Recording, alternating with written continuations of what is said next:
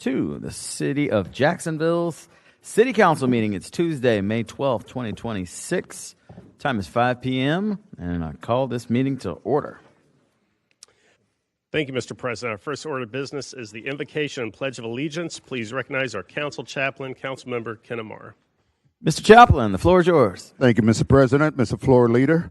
Tonight, our invocation is being delivered by Pastor Wade C. Mask Sr. He is the senior pastor of Wayside Assembly of God in Dinsmore. He is ordained in the Assemblies of God. He has been in ministry at Wayside since 1986. He is married with 3 children and has lived in Jacksonville for more than 55 years. Please receive Pastor Wade for tonight's invocation.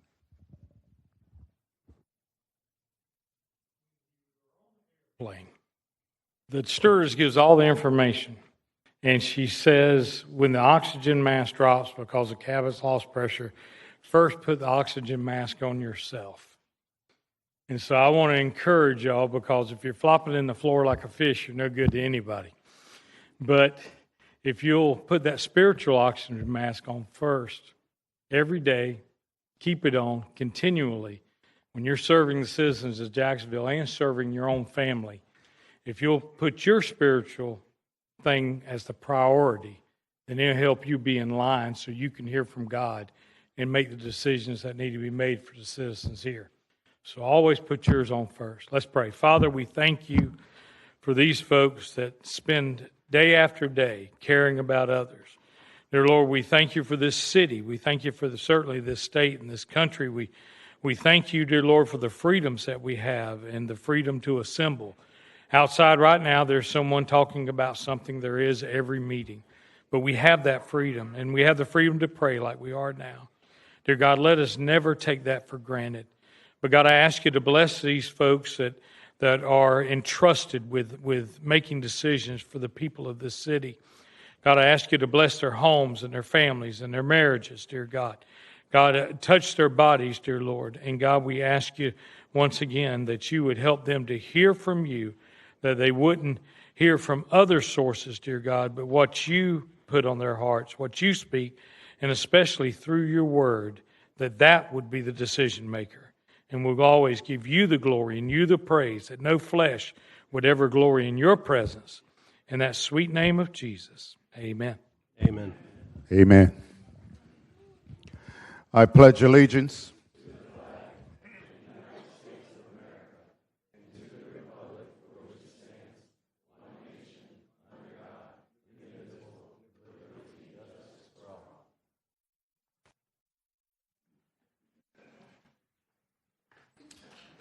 Roll call, Mr. President.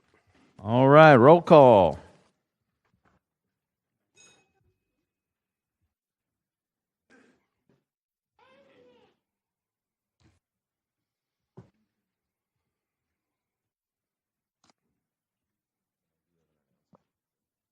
Present. All right, and I'm going to turn it over to the Vice President for a quick announcement. Thank you, Mr. President. I do have an announcement. Thanks for recognizing me. I want to thank you for discharging Bill 2026-0326 from Finance Committee. That's the Winn-Dixie bill. And I wanted to let everybody know that in discharging that bill, it's moving forward in the agenda tonight. So it will be just before public comment. But there is public participation on that bill. So if you go into the atrium to the table and fill out a public participation card, you can still speak on that bill, and it will be coming up quickly tonight. Keep in mind, people have also had an opportunity to speak on this before. There was a public hearing on it last week during Finance Committee, and again during Councilwoman Pittman's special committee on Friday. Believe me when I say this, the voice of the community was heard loud and clear from last week. Those concerns from the community are reflected tonight in the floor amendment that you will see later when we discuss the bill from Councilwoman Pittman. Simply put, this community's involvement has made this bill stronger. And by voting on it tonight, we'll also eliminate the uncertainty that Winn-Dixie employees have had to endure during this whole ordeal. So I think all parties will be pleased with this bill as amended and as voted on tonight, and I'll reserve my specific comments for the bill during the discussion later in the agenda. Thank you. All right, thank you, Mr. Vice President. Mr. President, next up is the approval of the minutes from the regular council meeting of April 28th. I move the approval. Second. Got a motion and a second on the approval of the minutes. All in favor of approving the minutes, signify by saying aye. Aye. Any opposed, say nay. The minutes have been approved. Mr. President, we have 7 communications from the mayor's office and others. Would you like them read or filed with legislative services? We're going to go ahead and get those filed with legislative services. Very well. We have one presentation tonight honoring and congratulating the Providence School Stallions varsity boys basketball team on winning the 2026 Class 2A boys basketball state championship. Mr. Teal, please read the resolution. Resolution 2026-234. The Providence School Stallions varsity boys basketball team finished its 2025-2026 season with a record of 29-3, 17 consecutive victories, and a District 3 state championship. The Stallions, led by Coach Jim Martin, dominated the regional playoffs with 33, 55, and 27-point victories over Bishop Snyder, Rocky Bayou Christian, and the First Academy before defeating Northside Christian 59-43 in the state semifinals to reach the Class 2A state championship game. Junior forward Nolan Nelson led the Stallions with a dominant double-double performance of 18 points and 13 rebounds. Junior guard Ryan Gornto added 14 points, including 2 critical three-pointers in the fourth quarter. And senior guard Marvin Christie made an inspirational return from injury to contribute to the championship run. The Stallions overcame a hard-fought defensive battle to defeat Miami Country Day 51-43 and claimed the 2026 FHSAA Class 2A state championship in front of a hometown crowd at the University of North Florida, becoming the first Jacksonville team to win a boys basketball state title in its own city. The victory ended a decade-long championship drought for Northeast Florida's boys basketball, as no team from Duval, Nassau, or St. Johns counties had won a boys basketball state title since Bowles in 2016. The championship marks another chapter in the remarkable legacy of longtime head coach Jim Martin, whose 4th state title, more than 25 years of coaching, and more than 600 career victories have established him as one of the most accomplished high school basketball coaches in Florida history. Now, therefore, be it resolved by the Council of the City of Jacksonville. The Jacksonville City Council hereby honors and commends the Providence School Stallions varsity boys basketball team on winning the 2026 FHSSA Class 2A boys basketball state championship and extends to the players, coaches, family, friends, and boosters of the Providence School the city's best wishes for future academic and athletic success in the years to come.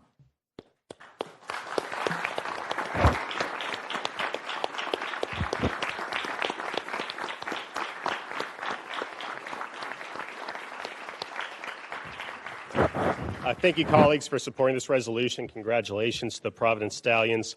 The resolution speaks for itself. Coach Martin, congrats on your 4th state championship to go along with your over 600 career victories. That's amazing. Thank you.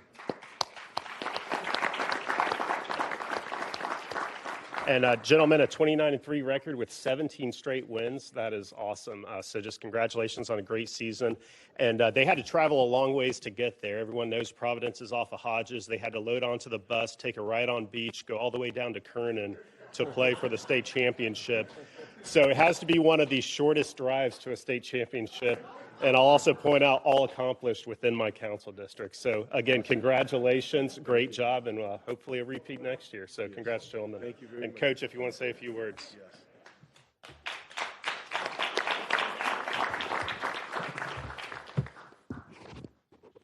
Thank you so much. Providence thanks you. This basketball team thanks you. And we also thank you for all your great work and being great leaders in the city as a coach and having relationships with these young men. I hope someday that these guys can follow in your footsteps and be leaders in their communities as well. This is the fourth time I've been here. It never gets old, and I'm hoping I'm back here again next year for my 5th time. But thank you guys so much for all the stuff you do. It's a great honor. Thank you. And I know some of my colleagues have Providence connections. Feel free to come down if you'd like for the pictures. I think we're going to get a picture face. All right, well said, Coach, and congratulations to all your success.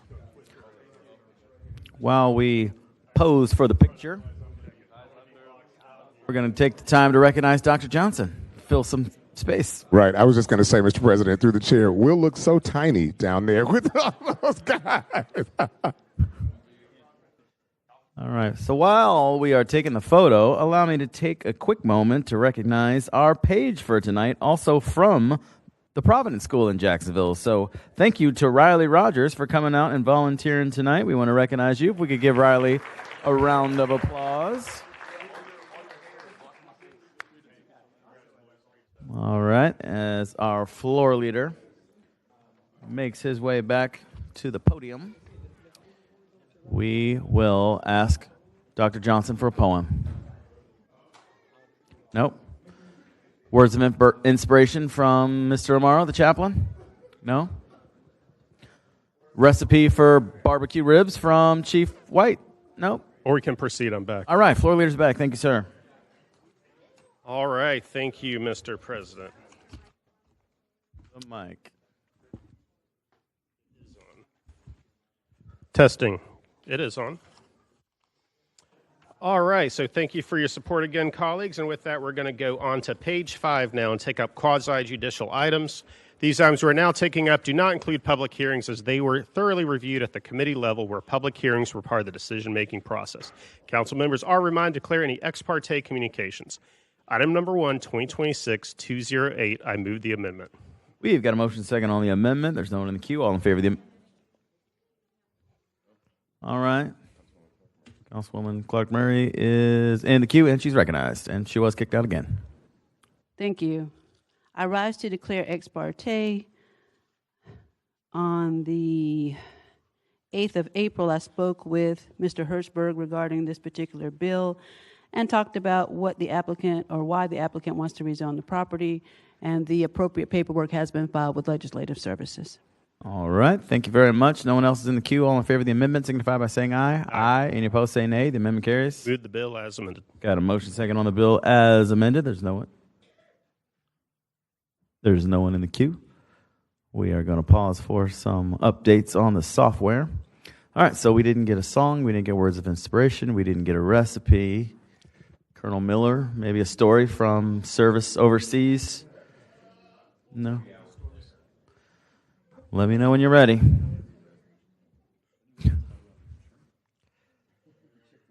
And open the ballot and record your vote.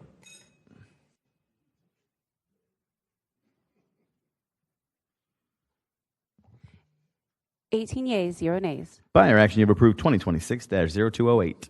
Item 2, 2026-209, move the bill. Got a motion second on the bill. I have no one in the queue. Please open the ballot and record your vote.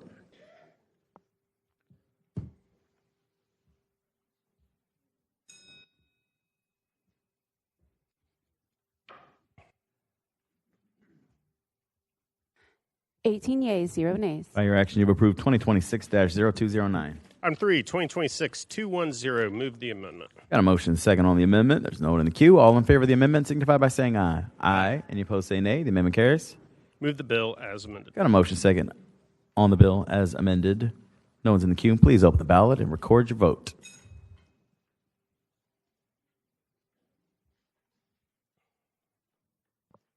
(18 yeas, 0 nays).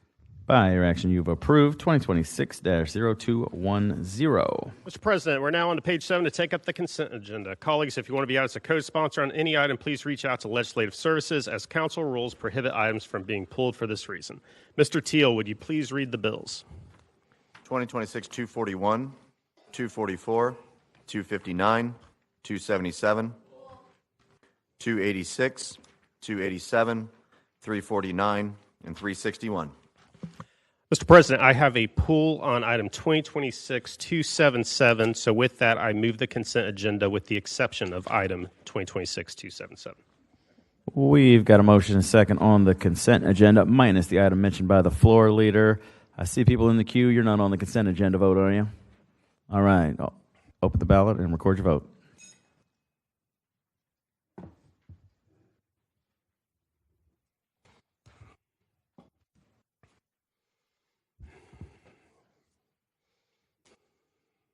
(18 yeas, 0 nays). By your action, you've approved the consent agenda minus the item mentioned by the floor leader.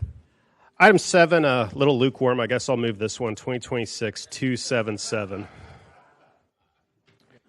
We've got a motion and second on that item. The queue got cleared out, but I saw Councilmember Diamond was in there, and I'm not going to spoil his joke because it's a good one. I promised I wouldn't do it public. Can I do it publicly? All right, I won't. Move a council amendment. Second. Got a motion and second on the council amendment. We'll do the joke in private. All in favor of the council amendment signify by saying aye. Aye. Any opposed say nay. The council amendment is passed. Move the bill as amended. Got a motion second on the bill as amended. Ms. Clark Murray was in the queue too. Everyone's just popping in and out of here. Okay, for the exact same reason. Councilmember Amaro. Thank you, Mr. President. I just wanted to congratulate Philip. I think our decision tonight is the right choice. I think he's going to bring the kind of leadership to this position that's going to steer the ship into the future, and he's worthy of this promotion. So, all right, past President Carlucci recognized. Thank you, Mr. President. This is a somewhat of a I'm not sure how to describe it except to say this. Philip is the first council auditor that we've had that was not hired by Bob Johnson. The Bob Johnson brainstem has gone down all the way to Kim Taylor.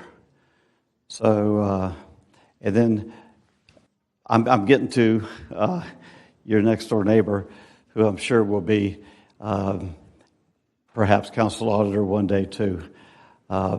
But Philip did not get hired. But what I want to say though is that the culture, and I almost hate to use that word because it gets thrown around now in ways that are not always so good. But indeed, the culture of Bob Johnson and the expectations of what the council auditor is expected to bring to the table in integrity and just bringing the facts and providing us the material and the information that we need to know in order to make good decisions has been second to none.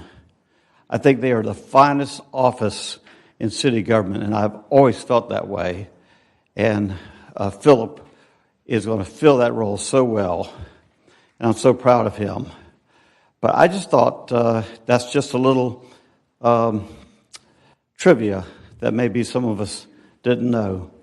And I've counted the council auditors that have come down from Bob Johnson all the way down to Kim, and now it's Philip, and he just fits that mold so well.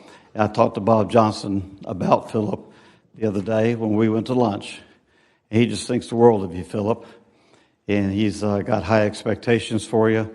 And so with that, that's just want to give him a big congratulations as well. And I think my name did get put on this. If it didn't, I sure want it to be. So, we did the council member. That's right. Thank you, Ken. So that's all I have to say. Thank you very much. All right, Councilwoman Pittman, you're recognized. The chair, it is indeed my honor for you to get this promotion. Ever since I've been here, almost 8 years, you've always took time. You always dig deep to find out whatever we want to do, and especially in my district, which has been a distress district for a while, and you have been able to find resources that I need. And so I just want to say thank you. I'm proud of you.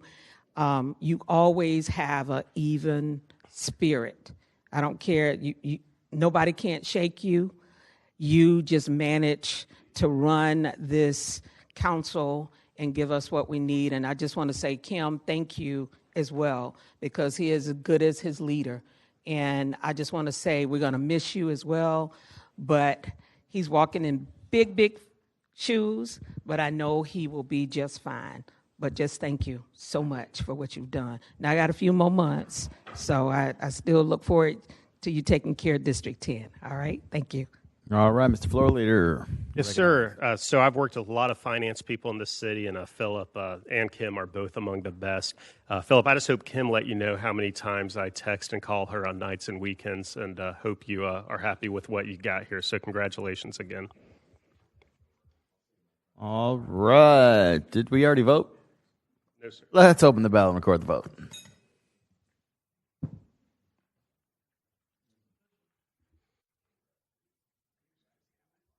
Eighteen yeas, 0 nays. By your action, you've approved 2026-0277.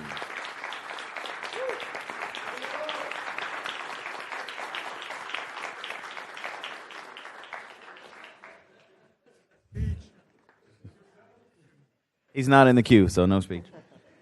Colleagues, with that, we're going to jump all the way towards the end of the agenda. Item 55 under unfinished business. Item 155, 2025-872. And I believe, Council President, you're going to recognize the bill sponsor. Yes, past President Salem, you are recognized. It's not on that. On item 155. No, I was standing up on 2025-872. That's item 155. Yes, sir. Okay. Page 55. I'm sorry if I've confused it. Thank you, Mr. President. On 2025-872, Mr. Fackler has indicated a verbal approval of the opinion, but he's indicated to me that in 2 weeks he will have a written opinion, which I think most of us would like to see and be able to read and digest before voting on this bill. So I'm asking for a 2-week postponement on 2025-872. I wanted to do it early in the meeting so those that were here for that could go home. Second. All right, motion and second on the postponement. Mr. President, so the motion is to May 26, 2026. It needs to contain the date, so I just want to clarify that. All right, Mr. Floor Leader, want to put that on the record? I move to postpone to May 26. Got a motion and second on the postponement to May 26. We have Councilmember Peluso. Thank you, Mr. President. I stand to ask, why would we not just re-refer this back to committees? And that way we can kind of digest this in the committee process rather than have this back in city council night, and this could go long, and this can go. I would just assume that we'd want to re-refer this back to committee, and I want to see if that might be of an appetite to you, Mr. President, and to the body. Is that a rhetorical question, or are you asking me directly? I'm asking you directly. Yeah, it already went through committee, so I'm happy with the postpone. All right, no one else is in the queue, so we'll do that on the ballot. Is that right? All right, for the postponement, open up the ballot, record your vote.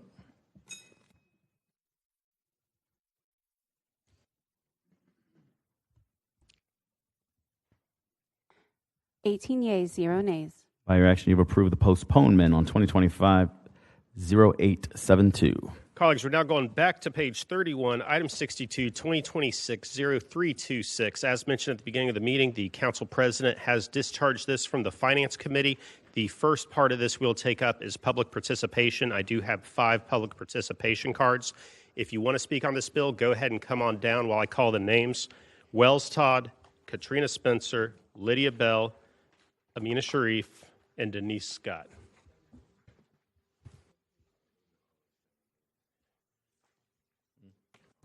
I also now have Trey Ford, Kelly Frazier.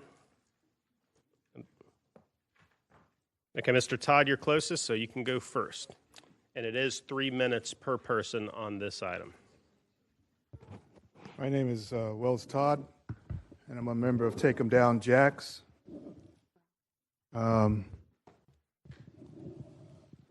Address, please, is sir. on file. Thank you. I was at the financial meeting regarding this situation with Winn-Dixie, and Winn-Dixie demanding X millions of dollars to stay in Jacksonville when it's been here forever and has made, I'm sure, millions and millions and millions of dollars off the community. It's very interesting that this committee spoke mostly in terms of the money issue. I remember especially the representative at the beaches, Diamond, The crucial issue here is whether or not this city is going to allow another food desert to exist with the departure of Winn-Dixie. Now, I've heard that Winn-Dixie has decided to stay. I could care less one way or the other. But this city council cannot allow a food desert to spring up. These corporations have done this not only in Jacksonville, but across the country, where they blackmail and threaten a community or a city that they will leave unless they get X amount of millions of dollars to stay when their pockets are already full. I think it's important that we understand, and I'll say this more than once tonight, the needs of the community. People need to be put before profits. I don't know if you really understand what that means, but what it means is people need food, they need shelter, they need health care. That's just the basics. And the way this country is going today, more and more people are finding themselves in a position where they cannot do any of those things. So I believe that if Winn-Dixie is going to stay here and they keep the store in the black community, that needs to be written in ink and signed by their owners. Thank you. Thank you. Next up is Katrina Spencer. And just as a reminder, please speak to this bill, which is the Economic Development Agreement. I'm Katrina Spencer. My address is on file. And I live in the community where you wanted to take the Winn-Dixies away. The harvest is empty. We need food in that store ASAP. The community, there's no other store in that area. And we really need that grocery store. And we need to have a pharmacy. And at the meeting, they were saying they wasn't going to have a pharmacist in there. We really need a pharmacy in that store, even if they have to bring somebody else in to take over that pharmacy. But we really need that store there because you're building the 2 new senior buildings. Where are they going to go to the grocery store? They roll their wagons and they little carts. And the cars not stopping for them. You don't have a walkway where they can walk through. So they dodging cars. So we really need that store right there in the community. And we do not need to be paying Winn-Dixie an incentive to stay here. Ms. Lydia Bell.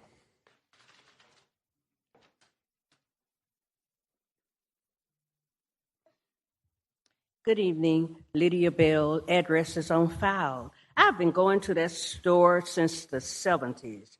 I have a great niece and a great niece that works at that store. So that lets you know how entrenched that store is in the community. I find it very troubling that you have this 2 humongous senior citizen buildings being built right in front of the store. So to move that store from that area is a travesty. People need to be able to get fresh food, fresh vegetables, anything that's going to uplift our community. In Brentwood, as you all know, we've been coming down here fighting since 2023. But I appreciate Councilman Pittman, who has stepped in and tried to talk to the Winn-Dixie officials to negotiate to find a way to keep that food store there. My interest is any store could be there, long as it's not a food desert. It is much needed in the community, and it's something that we want. And at one time, we would like, well, you all have listened to the community one time, but we'd like for you to listen to the community again, and we need that store. And let's look out, and as you know, Brentwood is where the first shopping center was ever built. It's a old neighborhood, and more seniors live out there. So we need that store to remain in the community, and we hope the people in Winn-Dixie officials know that that store is needed. Thank you. Thank you. Next up, Ms. Amina Sharif. And then it'll be Denise Scott, Trey Ford, and Kelly Frazier.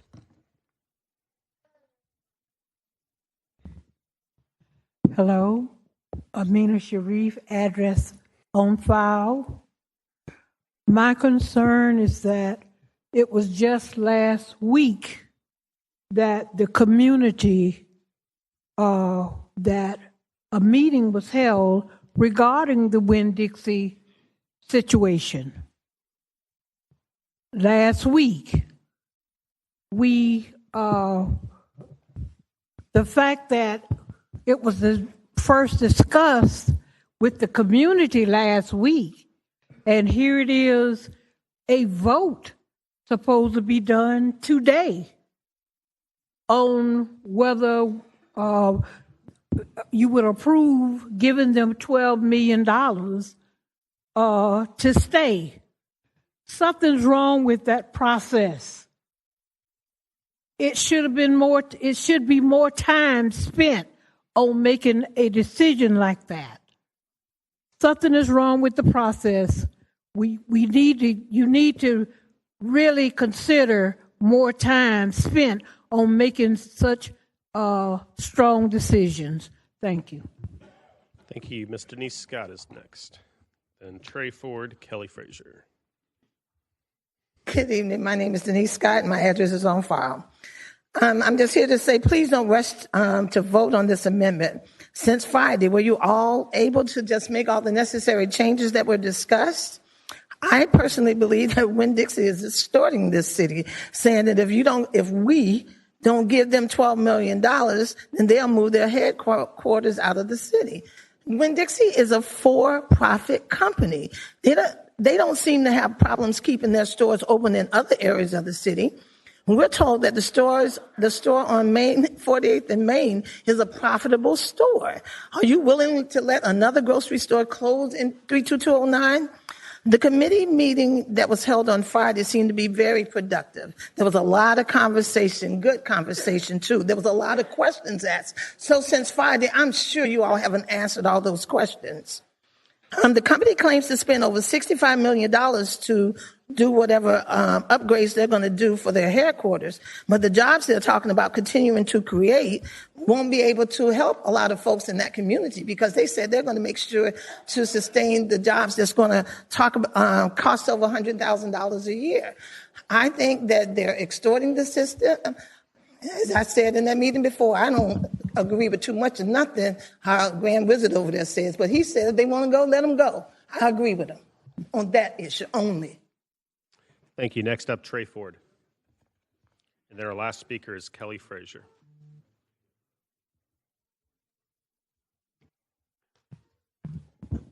Trey Ford, my address is on file, but I do live in the Grand Park Agricultural District.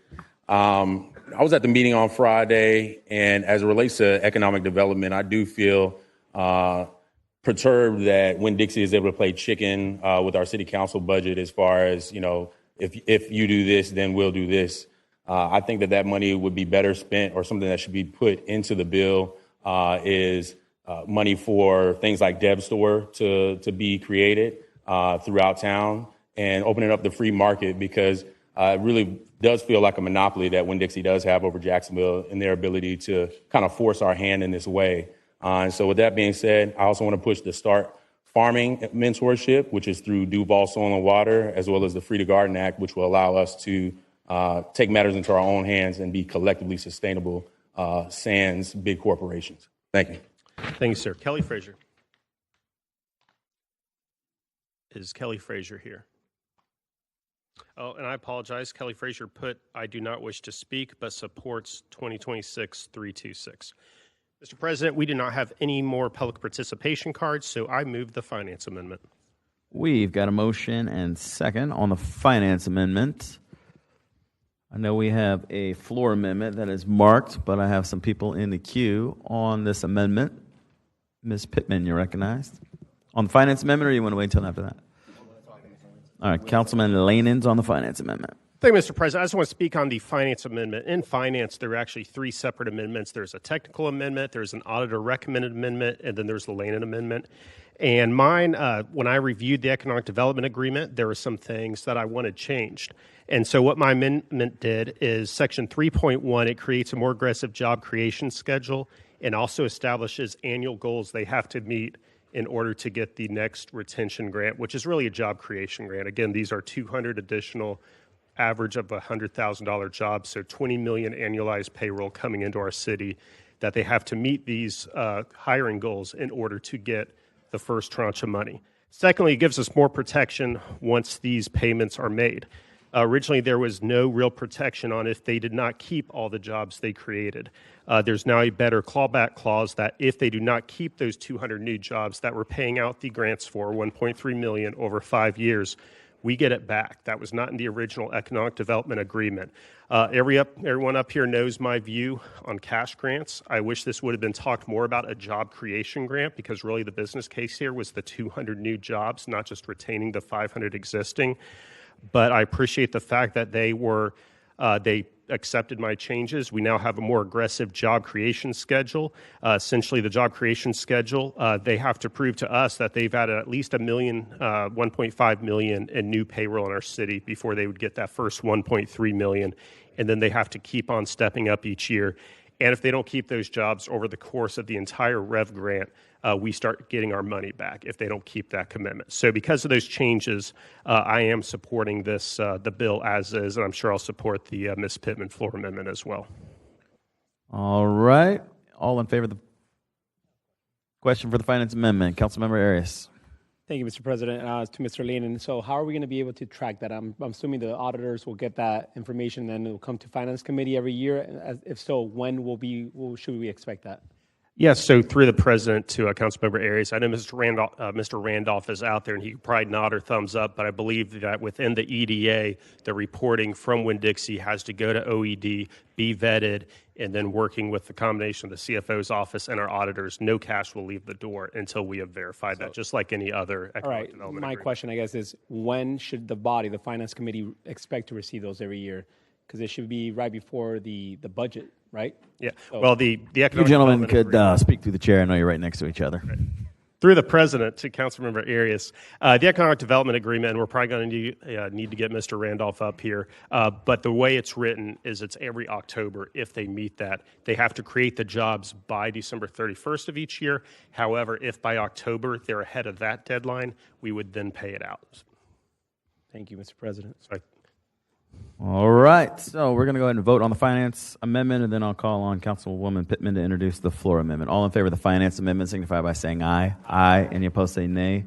The amendment carries. Councilwoman Pittman.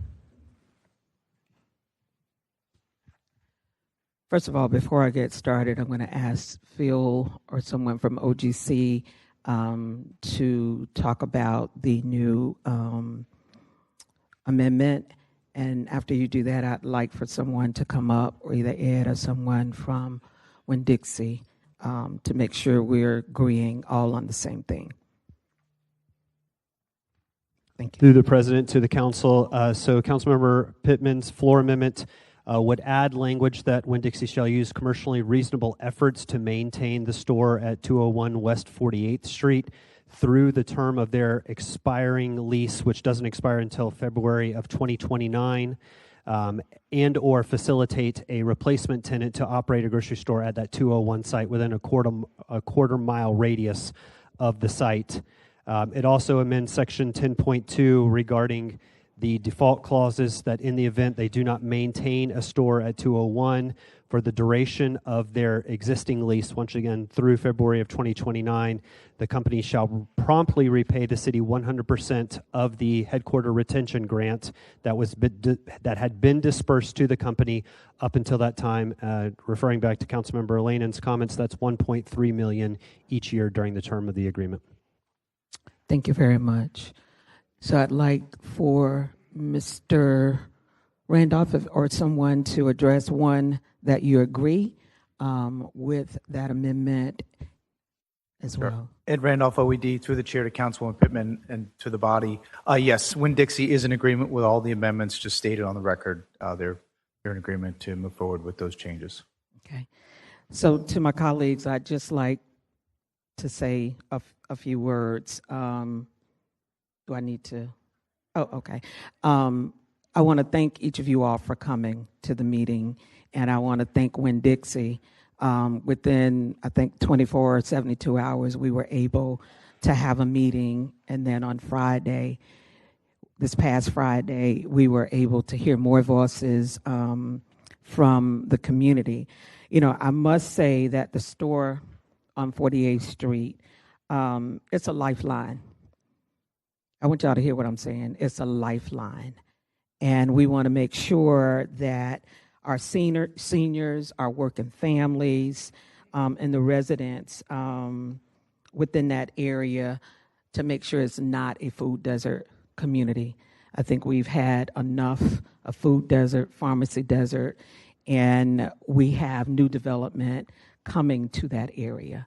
And so, as I said in the meeting, I was very interested just in keeping the store. That's what our meeting was about, keeping the store and keeping the lease agreement into 2029. And secondly, to make sure that Winn-Dixie comes back and report to us. Most important, I got to say, I appreciate Winn-Dixie staying in our community. They're interested in staying. So at this point, I hope that you all can, that you're saying something, Ms. Mary. Through the President, Councilmember Pittman, I think you put that last piece on the record that I was going to refer to. Yes. That they would come 18 months prior to the expiration of the lease and make a report to the Yes, ma'am. And then they agree with that as well, right, Mr. Randolph? That was part of what they agreed Yes. to, yes. And then, Mr. President, you'll need to call for a motion and a second on the floor amendment before you take up a vote. Okay. Thank you. All right. Do we have a motion second on the amendment? I move. Second. We have a motion second on the amendment. We'll open up for discussion. Council Vice President Howland. Sorry about that. Thank you, Mr. President. Just to clarify, that if anyone didn't hear, the last thing that was said by Ms. Stefopoulos was one additional concession from Winn-Dixie was that they would report to this city council 18 months prior to the February 2029 expiration of the lease at 211 West 48th Street. And why that was important was because Ms. Pittman raised a concern on Friday that what if Winn-Dixie rolls up to the end of their lease in February 29 and leaves? It would leave the neighborhood high and dry, and it would create that food desert. So therefore, Winn-Dixie was happy to give that extra concession that they notify council of their intent 18 months prior to that February 2029 date. That is also in the Pittman floor amendment. With this floor amendment, I think this deal is a win-win-win. It's a win for Winn-Dixie, it's a win for the city of Jacksonville, and it's a win for the community of Brentwood. As part of it, we noted already, the store on West 48th will stay open for 3 years. That was a huge concession from Winn-Dixie. And also, Jacoby negotiated that extra 18-month notice period ahead of the expiration of the lease. I think that's a very reasonable ask. So in return, what Winn-Dixie asked was, let's end the uncertainty. There's been a lot of uncertainty for the company and, quite frankly, for the employees at that 201 West 48th Street address. There are 60 employees there, and Winn-Dixie had already served notice of termination several weeks ago. When they see a deal being made last week that the store stays open and then potentially that deal on the rocks later, it creates a lot of uncertainty, and not just for them, but for the 500 employees and their families at Winn-Dixie's headquarters and their distribution center who are watching and reading the news and wondering where Winn-Dixie is going to be in the future. So this should be a pretty easy choice. If we approve this amendment and the bill is amended, there's a 100% chance that 500 employees stay here, the West 48th Street store stays open, we hire 200 new employees in Jacksonville, and Winn-Dixie invests $65 million in capital investment. Otherwise, as Mr. Lanin went through the clawback procedures, we get our money back. If we don't approve this tonight, the only thing we're 100% sure of is more uncertainty and that the West 48th Street store will close. So I'm grateful for my council partners in this effort, in particular, Councilman Lanin for keeping a sharp focus on protecting taxpayers, and most notably, Councilwoman Pittman for fiercely advocating for the neighborhood and its residents. I'm also grateful for the community whose voices were clearly heard and who made this bill better, and to Winn-Dixie's leadership team. It's become very clear to me how much Winn-Dixie treasures the Jacksonville community. So if all goes according to plan, Winn-Dixie will remain part of the fabric of our city for decades to come. And Jacoby, you deserve all the credit for that. Thank you. All right, Councilmember Diamond.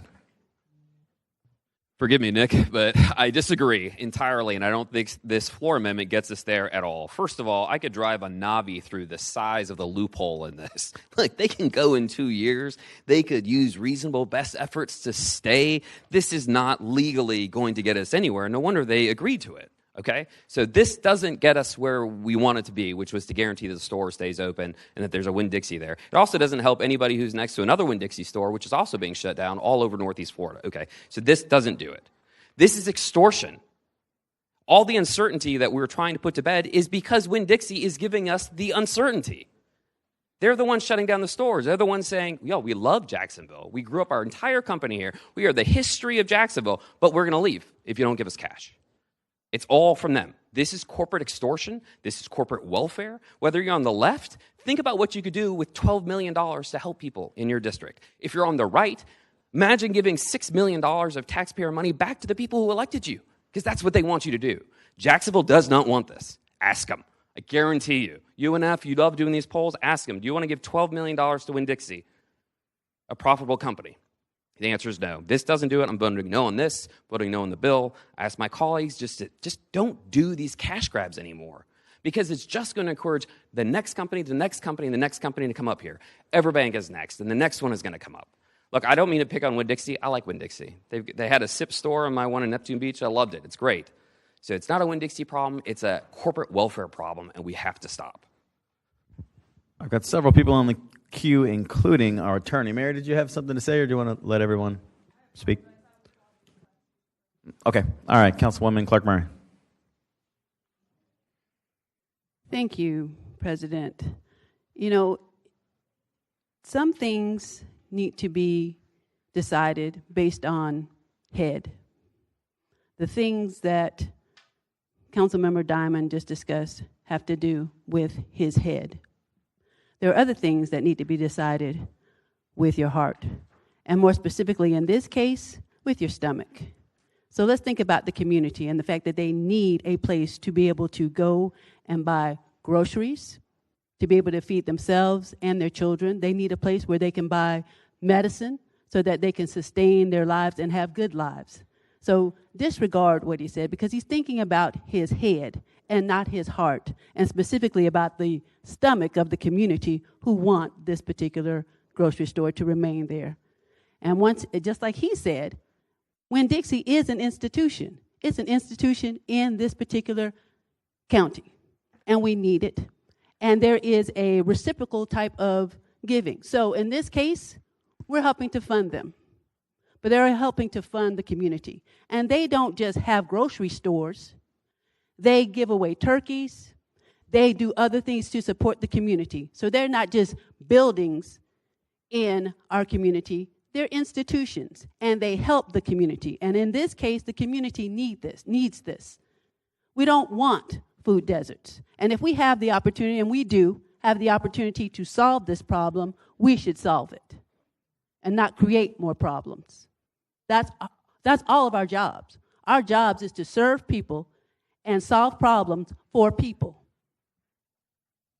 Thank you. Past President Carlucci.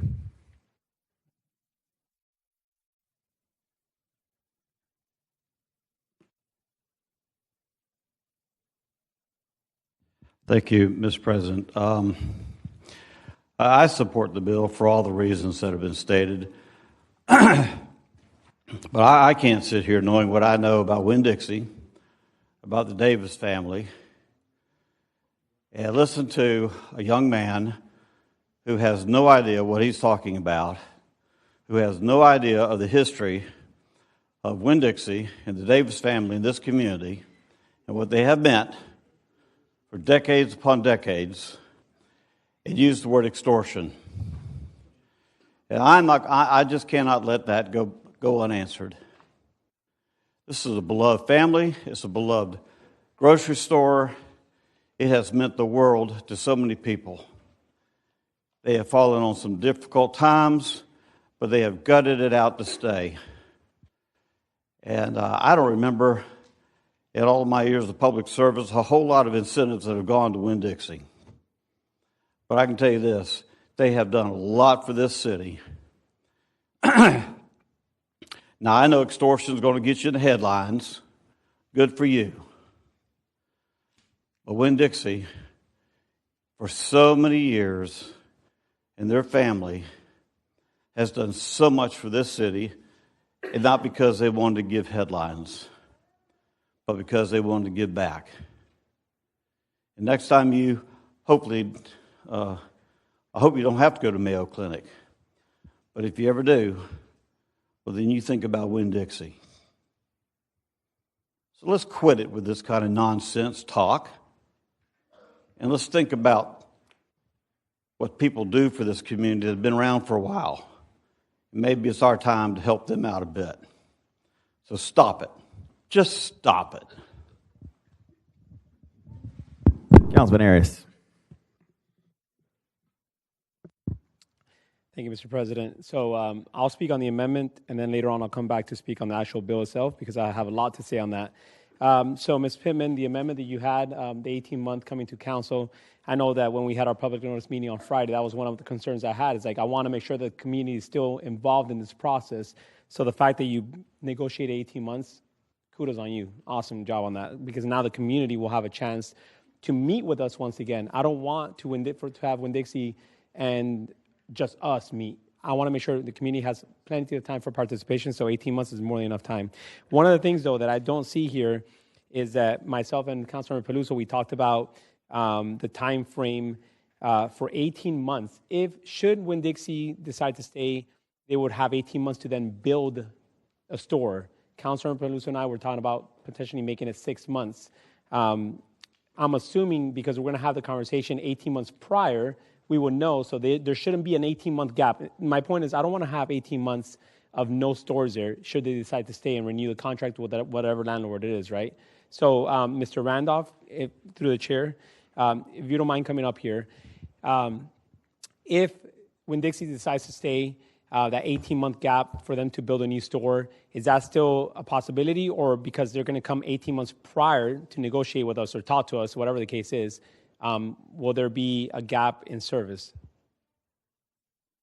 Through the chair to Councilman Arias, I will need to defer to the company representative.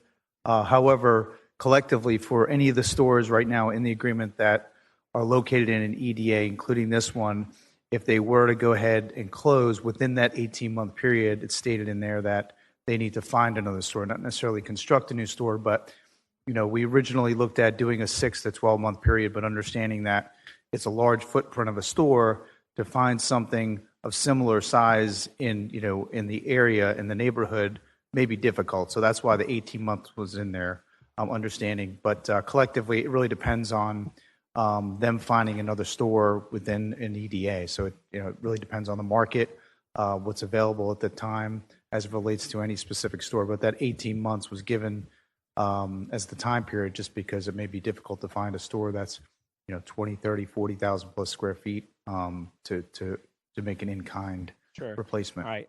And through the chair, I just see it as a total of 36 months is what I'm looking at then. 18 months prior and then 18 months again. Is that what you need to find a new store?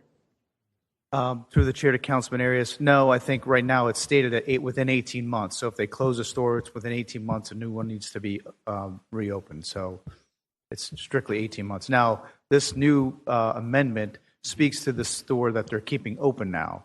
So you're going to get an 18-month, you're going to get a report 18 months before that lease ends. So you're going to have that 18-month heads up as to whether they've negotiated an additional That's what I wanted to hear. Extension or whatnot. So that specific provision relates to this new store. So this was the new amendment put forth by Councilwoman Pittman. Okay. Well, I still have my thoughts on the bill itself, but I definitely will support this amendment. It's definitely a small win for our community, but I still have my my comments left for later on. So thank you.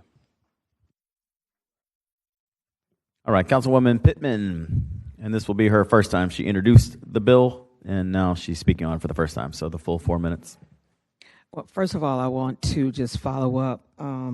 This amendment is a win about keeping this store open. It's a win.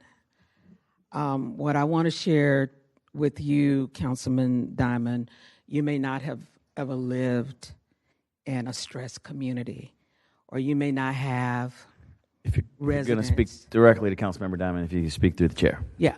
Thank you. Through the chair. But I was just so anxious to talk about this. I've represented this community for many, many years. And when you haven't lived in a community that's distressed or have issues, you can't relate to that, right? And to hear people come who live in that residence and stakeholders to the finance committee, it made a difference. So, I got to say I was a little bit taken back about what you just said and hurt. And I think the people who are here are hurt as well. And I just want to say a couple things about the Davis family. When I worked at the YWCA, they spent a tremendous amount of resources for low-income women to get them in college, to provide access to programming, as well as nonprofits in this community that wouldn't exist today if it was not for the Davis family. And I knew Ms. Flo personally. So tonight, I think it's a win, and I just want to share to all again. This particular amendment is important, but not only that, we didn't say that Winn-Dixie is also spending $500,000 in that store. I want y'all to hear that, $500,000, right? So that means having those 2 new apartments that are in that area, transportation that JTA has expanded, because I've asked them to, because the seniors don't have transportation. They can't take an Uber all the time. So I just want to say again, as we vote on this tonight, not only knowing the culture, the history of that store and what it means, we need it. I don't want another food desert in my community. I really don't. And y'all know my heart and how I care about people. I need you all to support this amendment and this bill. Thank you. Dr. Johnson. Thank you, Mr. President. Very quickly, through the chair to Councilmember Diamond, you mentioned a loophole. Could you be very briefly specific about the loophole that you believe that's in this amendment? I jumped on the queue to do that, but I threw the answer. It's 3 years. They can close it in 3 years. Thank you, Councilmember. Through the chair to someone from OGC, I'm assuming that all of these things will run through OGC. Can you speak to that, what the councilmember brought up, that there were issues and there are these major issues that are glaring? Has the OGC, I'm sure I know the answer to it, but I just want to know, has the Office of General Counsel worked through this, and has this agreement been put through whatever testing that you all do so that we're sure that the loopholes that have been alleged are not going to be something that hurts this legislation? Through the chair to Councilmember Johnson. So I'm not wholly understanding of what loophole. He didn't really get into specifics as to what loopholes he was just addressing. I can tell you that when it comes to development of an economic development agreement such as this, the client department, in this case, Office of Economic Development, works in coordination with John Sawyer, or a member of his team in our Government Operations Department, to develop an appropriate contract based on the business terms and conditions that are negotiated between the client and the prospective recipient of the city incentives. So there is OGC involvement through every step of that process, but at the end of the day, the business terms are the subject of that negotiation that occurs between the Economic Development Agency and the entity that is receiving the incentive. Thank you. And I'll wrap up, Mr. President, by saying, this is par for the course. I do believe our Office of General Counsel and our amazing attorneys do the work to ensure that when they bring something to this body, that it has been vetted, that it's been worked through, and all the specifics are there. I was in the audience at the meeting on Friday, and I literally heard many of the things that were being said. It's important that we can do whatever we can to ensure that that community not just have representation, but also have food, quality food, and that's what's trying to happen here. So I will be supportive of this amendment tonight. Thank you, Mr. President. All right, thank you. Councilmember Gay. Thank you, Mr. President. Here in the amendment, the floor amendment, and that's what we're on right now. I'm in support of the floor amendment that would bring more protection to the city and to that community, and so at this point, I'm supporting that. When we get to the bill, I'll have some more conversation on that, but I will support this amendment at this time. Thank you. All right, we have several members on, I believe, that are for the second time. But Dr. Salem, have you spoken on the amendment yet? So Dr. Salem for the first time. Thank you, Mr. President. 54 years ago, my first job was at Winn-Dixie at the corner of at Cassett and I-10. Grew up in the area of this plant, but I have a couple questions I want, and my heart wants me to support this, and I intend to support this. Mr. Randolph, can you come up? I've heard a couple of things I just want to clarify in my own mind. The 18-month part of this amendment, are you suggesting at that point, when they come 18 months from now, they will have an indication that we've tried to extend this lease and we're not going to be able to, so therefore we're going to be looking for another location? Is that your understanding? Through the chair to Councilman Salem,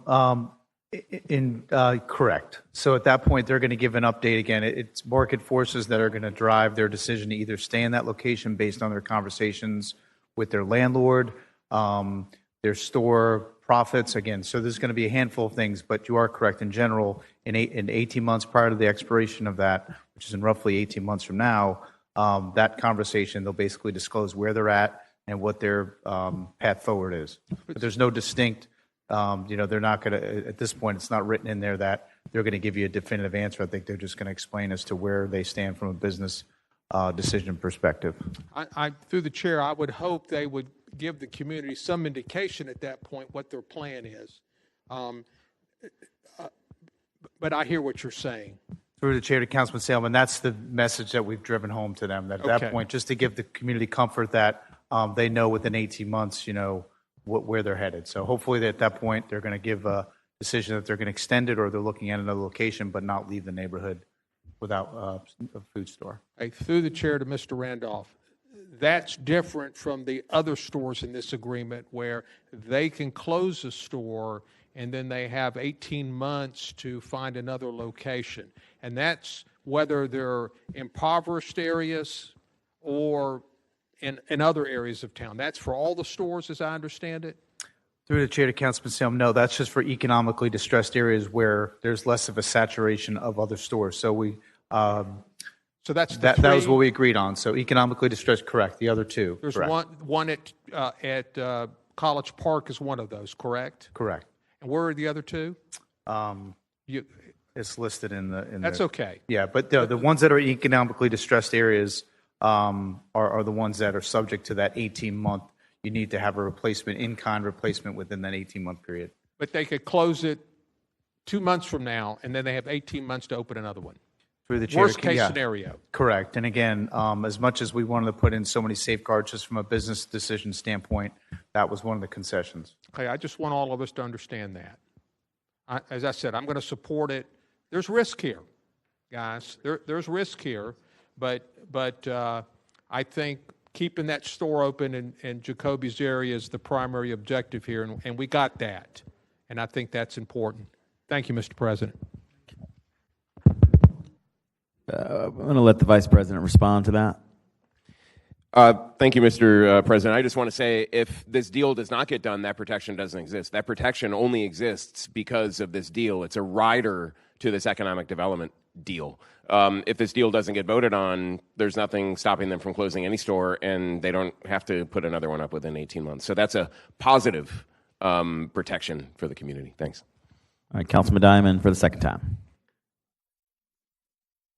Okay, sometimes I can be guilty of not explaining myself very well, so I'm going to try another crack at this. First of all, to the author of the amendment, I don't want a food desert either, and I commend the effort to try and make sure the store doesn't shut down. That isn't my problem. My problem is that for $12 million, we should get like a 10-year agreement. We should lock it down. That was my issue, that this isn't good enough for $12 million. That was my only issue with the amendment. That's why I'm not happy with it. If we're going to spend our money to make sure there's no food amendment, I'm using my head because my head tells me this isn't good enough. And that's my service to the city, to be able to read the agreement and say, we could do better. I don't think OGC screwed up, to my other colleague, on how they drafted it. I just think the negotiated deal isn't good enough. That's my problem. 3 years. Secondly, the Davis family hasn't owned any part of Winn-Dixie since 2005. So if we're having this debate in 1996, yeah, maybe my opinion is different. But it's 2026. And in 2026, a bunch of people who don't live in Jacksonville own Winn-Dixie. So that's the facts, right? Okay, so I don't owe anything to whoever owns Winn-Dixie today. And so I understand the point of the amendment. I'd like it to be a little stronger to get what we actually want. I feel like we rushed. I feel like Winn-Dixie could do more to give you more of a guarantee if we're going to spend $12 million. And let's be honest, y'all are going to give this money away. So you might as well get the best possible deal out of them now. And not just this one, but there's like 3 or 4 other ones you should ask for to not shut down for like 10 years if you're going to spend the money. Look, I don't think we should be in the business of telling people to open stores or close stores. I'm personally against that. But if you're going to do it, at least get a good agreement. Thanks. All right. I think I have Councilman Peluso now in here for the first time. Is that right? Yep, you're recognized. Thank you, Mr. President. I stand hating these words. I tend to agree much with what Councilman Diamond just said. I expected this to go to committee like it was agreed upon the other day. I'm very uncomfortable that we are doing all this right now at this last-minute pace because there's still a lot of work. There was an amendment that I want to offer as well. I have the exact same concerns Councilmember Salem has. I'm very concerned that in a couple of years this store does close and we're not going to have an answer for how to put another one there. To the point of even what Councilman Diamond said, I think he's right too. We could have had a better amendment. I'm very concerned. I'm very happy that we have the 13 stores that will remain. I'm happy about the headquarters, which is in Lackawanna, getting support. I get all that. But one of the amendments that I wanted to offer in finance that's not ready for prime time right now, right, was that I wanted to make sure that we had a project or a program ready to go as a rider to this bill, so we make sure that there are no more food deserts in all of 32209. If we're going to talk about grocery stores in this body the way we have been, let's continue this conversation to talk about, all right, how do we make sure economic development can work to make sure that the food desert program, which right now is underfunded, we have no money in the food desert program, so this is an awesome opportunity to put a rider on Winn-Dixie to say, open up another grocer or two in the next couple of years. That was an amendment that I wanted to do. I'm very uncomfortable with this bill. I don't love corporate welfare either. I do feel like other companies are going to come to us, but I am excited that we're keeping the store on Main. I just wish we had more time. I want this to go back to finance, and I really wanted that. I would traditionally vote this down unless I get an assurance from someone in leadership that we are going to continue to talk about food deserts moving forward. I want to have a notice meeting, and I want to make sure that we have a program in place that's funded in the years to come to make sure that we help solve the food desert issue. Because right now, we've neglected it for many years, and while we have Winn-Dixie here, we could be getting more from them, I think. So I think that I don't know how I'm going to vote right now. I'm looking for help from leadership, so hopefully someone speaks up. Councilmember Gaffney for the first time. Thank you, through the chair. I have some concerns as well. I guess for me, I'm going to propose an amendment that Winn-Dixie, they guarantee us tonight or whenever that they'll stay open for the next 5 years. I just want to put some type of, I guess, support on this amendment. I'm concerned as well. I mean, I love you, Councilwoman Pittman. I understand 18 months, but my biggest fear, 18 months, we're going to be dealing with this situation all over again. And I feel like we could deal with it right now by putting a guarantee and extending this contract at least to 5 years so we won't be dealing with this in the next 2 years. I really think we're going to be dealing with this in 2 years because they're going to end up closing down again. So I want to make an amendment that Winn-Dixie, stays open the next 5 years. All right, so just so we're in the proper posture, I'm going to let Mary explain it. Mr. President, I didn't hear a second on the motion. I would just point out that this is a rented space. They do not own the space. So to require them to guarantee that it stay open for 5 years beyond the current term of their lease, I don't know that Winn-Dixie would be in a position to do that because they don't own the space. So they could be in the position where they would not be able to comply with that requirement if they could not successfully negotiate a new lease or an extended lease with the current owner of the property at the end of the 3-year existing lease. All right, Councilman Gaffney, you still have the floor. So thank you through the chair. Do we know if Winn-Dixie is here or the individual who owned the building is here? Is there a representative from Winn-Dixie here? So the individual who owned the building, who represent, I guess, who owned the shopping center. You just have to ask who that is. That's not him. This who? The landlord for the building is not here, sir. Okay. Yeah, because I wanted to speak towards the lease. When is the lease end of 3 years, correct, through the chair? Maybe ask the gentleman from Winn-Dixie. Yeah. So the lease end of 3 years through the chair, correct? That is correct, sir. Okay. Yeah, I guess my question is suited for the individuals who own this building. I mean, I understand they rent it to Winn-Dixie, but I wanted to get their perspective tonight to see what their long-term plans are for this shopping center.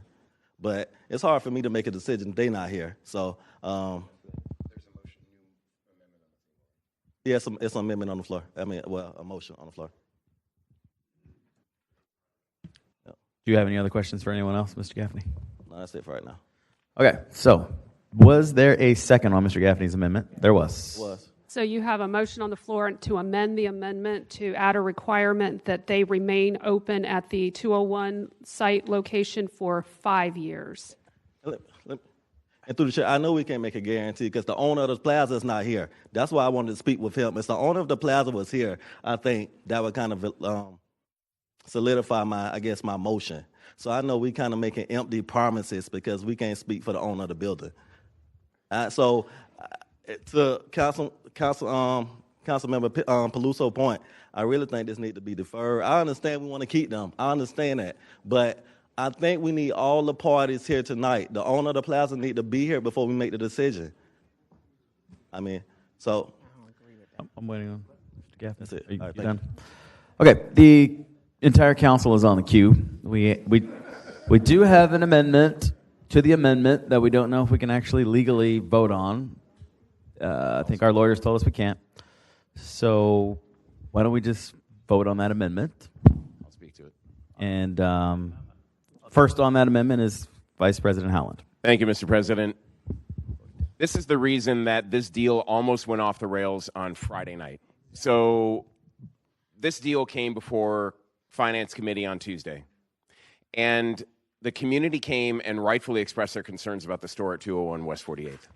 The finance chair deferred the bill so Councilwoman Pittman, the district councilwoman, could meet with the community in Winn-Dixie and hammer out details of keeping that store open. That happened Friday. Councilwoman Pittman brought what is most of this floor amendment to a special committee meeting on Friday. And during that meeting, much of the community was happy with it, but a number of extra concerns came up about food deserts in different places, whether Winn-Dixie had pharmacies in all their stores, stocking levels, and things like that. Issues that got away from the core of this economic development agreement, which was retain 500 members in the headquarters, add 200 new employees at $100,000 apiece, invest $65 million, and now keep a store at 2101 West 48th Street open. When the additional requests started coming, it was too much for the business that was just trying to work an economic development agency. We're a local government. We're not in the business of telling individual privately owned companies how to run their portfolio stores, how to run their businesses. And in any event, they gave a big ask when they agreed to keep that store in Brentwood open. So the way that we salvaged this deal was Ms. Pittman negotiated one thing out of that Friday meeting, and that was the 18-month heads-up notice on the 201 West 48th store. In return for trying to vote it out tonight, Why? Because voting out tonight eliminates that uncertainty, and it gets Winn-Dixie what it needs. It gets the Brentwood community what it needs, and it satisfies, and it's a big win for the city. So if we start on the floor adding a number of additional requirements on a business without the business being able to truly meet those, they are not the landowner on 201 West 48th. So the landlord would have to agree to that. They don't know and can't make business decisions on the fly where they can open up stores to address other food desert areas. So they can't answer that. What they can answer is the deal we agreed now, which is a good deal, and as I said, a win-win-win. To Mr. Peluso's concerns, I hear you. For years, you have been working on trying to address food deserts, and we accomplished that here. We just reversed a food desert that was about to happen by keeping up the 201 West 48th Street. I will work with you in the future and have notice meetings to see what we can do to address other food deserts in the city. But trying to now put extra mandates on this business to achieve individual requirements of council members is not what this bill 0326 is all about. 0326 is exactly what we stated before. Retain 500 employees at the headquarters, add 200 employees at the headquarters at 100,000, add 65 million, and retain 201 West 48th Street. That's a darn good bill. As I said before, it's a win-win-win. Thanks. All right, with a full queue on an amendment which we've been told is illegal, I have a suggestion that maybe we just vote on that amendment. Maybe you can vote however you like, but we can get it off because if not, we're just going to go through the whole queue and talk about the amendment, or else someone could move to withdraw. Point of order, Mr. President. All right, we got a point of order from Mr. Carlucci. If we have if we have an amendment to the amendment, are you saying that we can't discuss that? That's illegal to. He just withdrew it. He just made a motion to withdraw it. You withdrew that?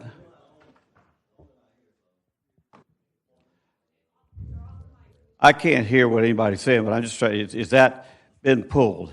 So we're just on an amendment. I heard a motion from Mr. Gaffney Jr., Councilmember Gaffney Jr., to withdraw his motion. I did not hear a second on that. Second.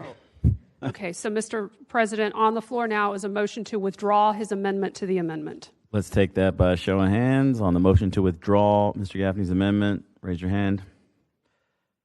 Anyone wants to keep it? Yeah. Okay. And let me. All right, so the amendment has been withdrawn. Okay, no one else has been recognized. Whenever I am, Now you're back I want on to speak to that amendment. You're back on the Pittman amendment, Mr. Okay, so we're going to go back to the queue. His point of order is over, and your bill's been withdrawn. So get back in the queue. We're going to go through. I just want to address it while I got to maintain order here. Okay. So, Councilmember Salem, we're just going back through it. Everyone's on the second time, as far as I know. Oh, he's not here. Actually, I see Joe Carlucci on here. So for the first time, Joe Carlucci, because we're back on the Pittman amendment. So basically, everyone else is for the second time. All right. Thank you, Mr. President. Sorry, my head's a little spinning right now.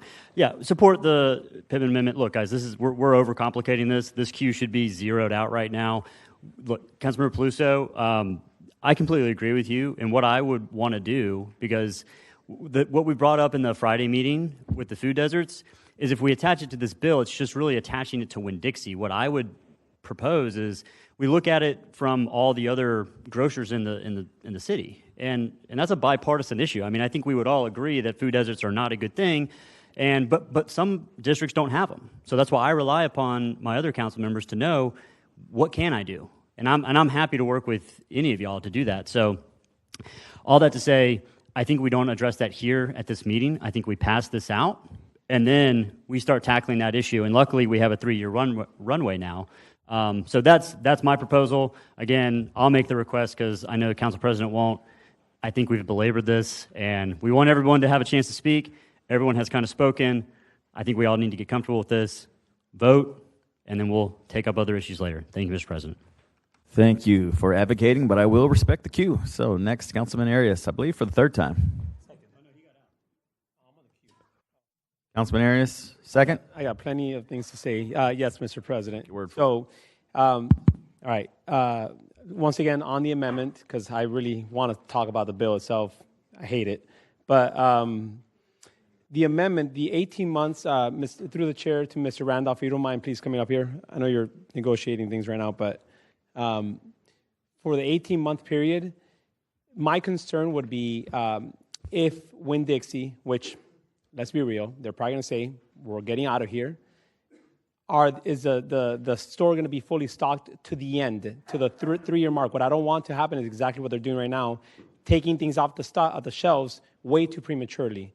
Because at the end of the day, you may have a store called Harvey's, but if it's not stocked, it's a food desert nonetheless. So can we also ensure, because I don't see it here in this floor amendment, that store will be fully stocked all the way to day number 1, the last day in February 21st of 2029? It's Sure. Through the chair to Councilman Arias. No. I know it's stocked. I'm saying till the end. Because if they come in 18 months prior, say we're not going to renew our lease, what's going to happen is my question. Sure. Through the chair to Councilman Arias. I know that was brought up last Friday at the meeting, that very concern. Yeah. I will have to defer to the Winn-Dixie representative to speak to that. I mean, you can offer it up as an amendment, but as it relates to their agreement to do that, I'll ask for Winn-Dixie to speak to that, please. Sure. You're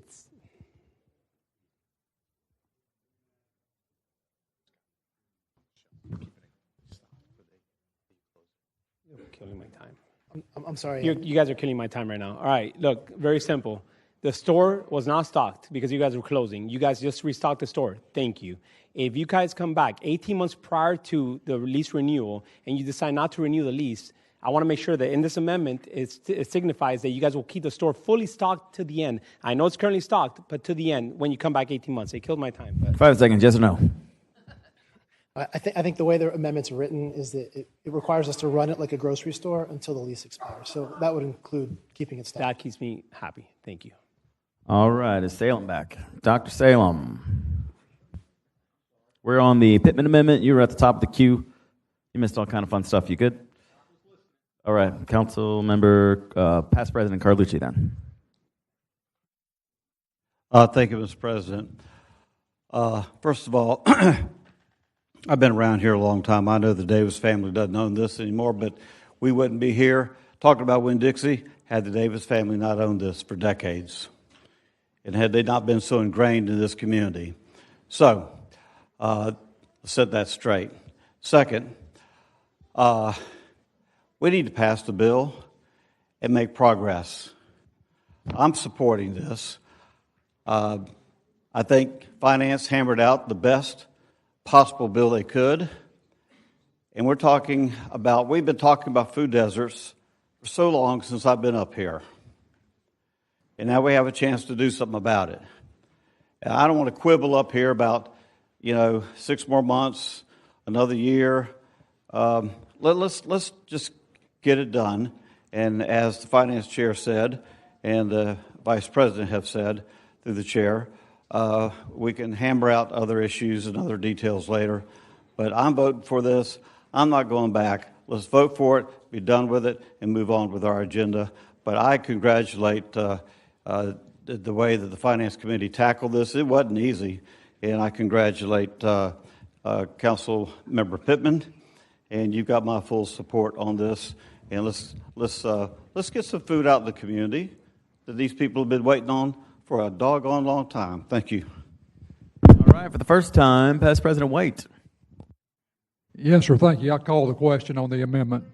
The question has been called on the Pittman Amendment. All in favor, and we have a second from the floor leader. All in favor of the question being called on the Pittman Amendment, raise your hand.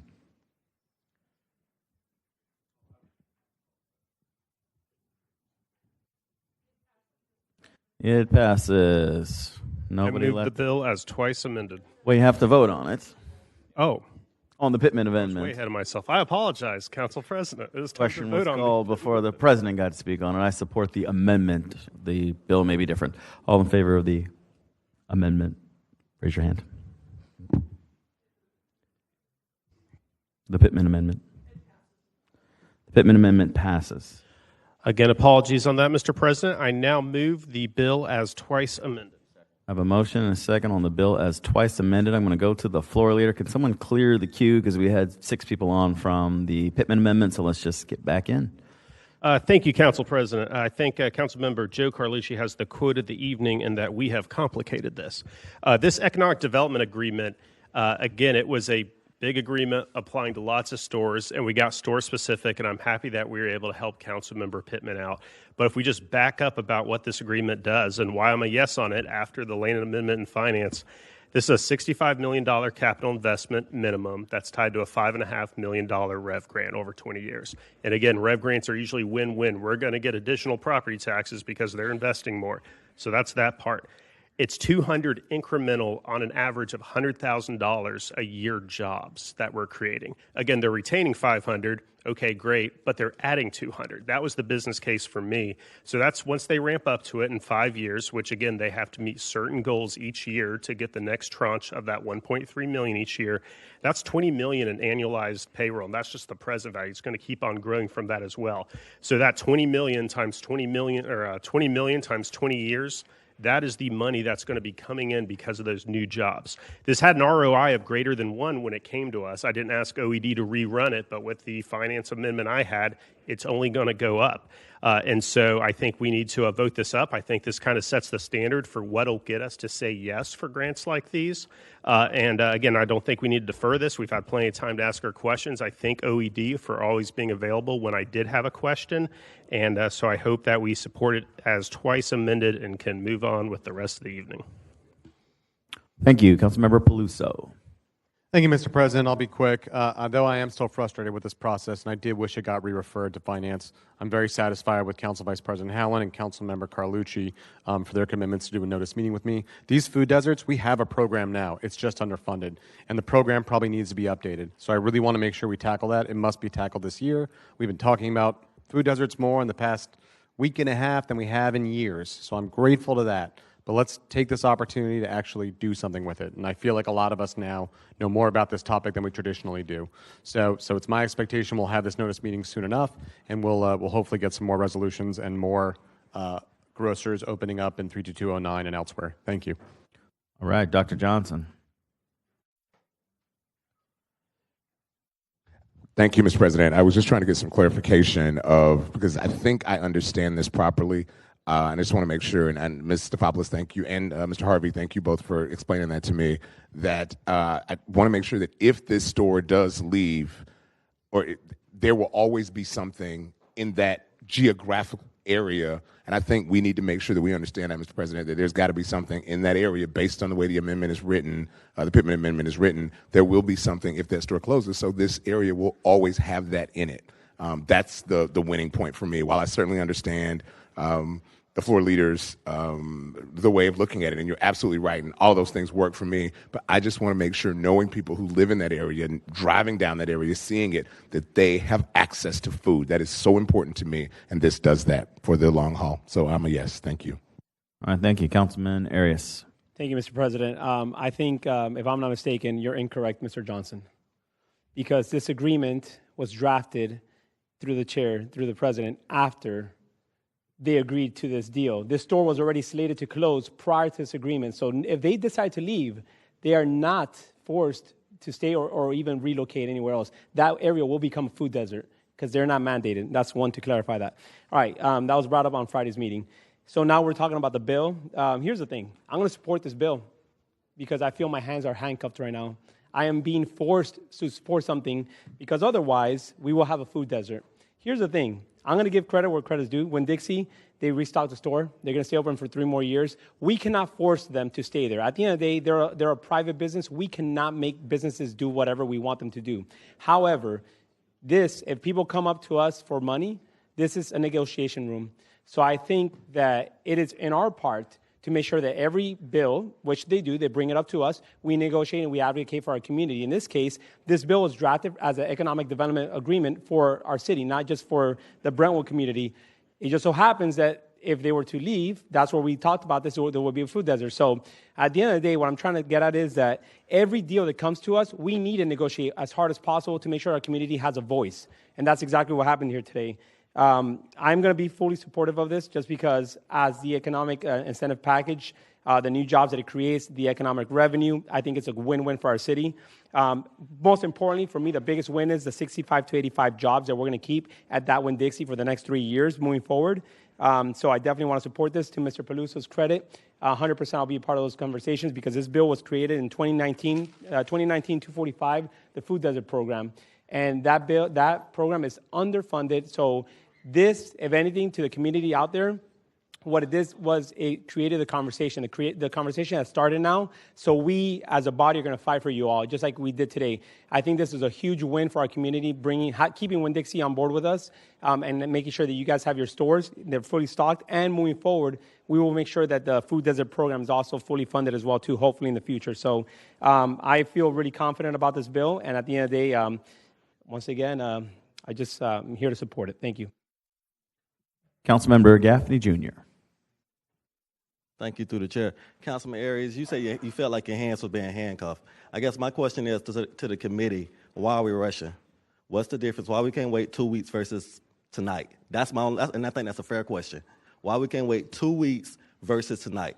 You just heard one of your fellow colleagues, he said he felt like his hands was handcuffed. And here we are rushing to give away $12 million. I'm just trying to figure out why we can't wait 2 weeks from now. It's a fair question.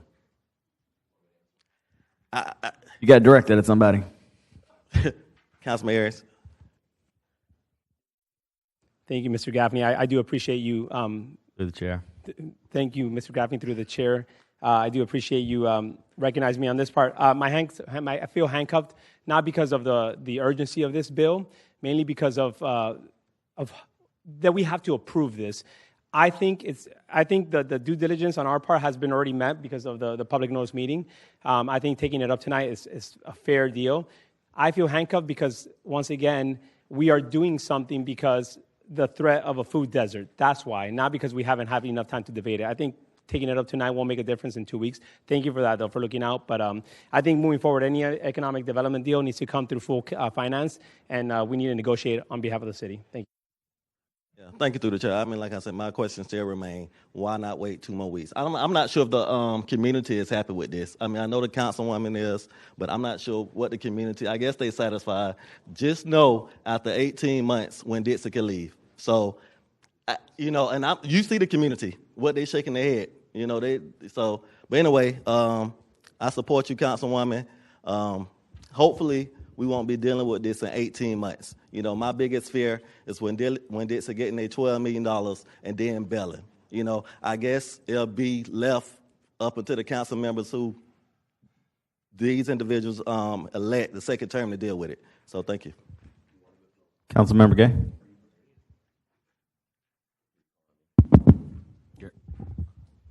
Thank you, Mr. President. Just looking at this thing, what this has turned into is a quagmire.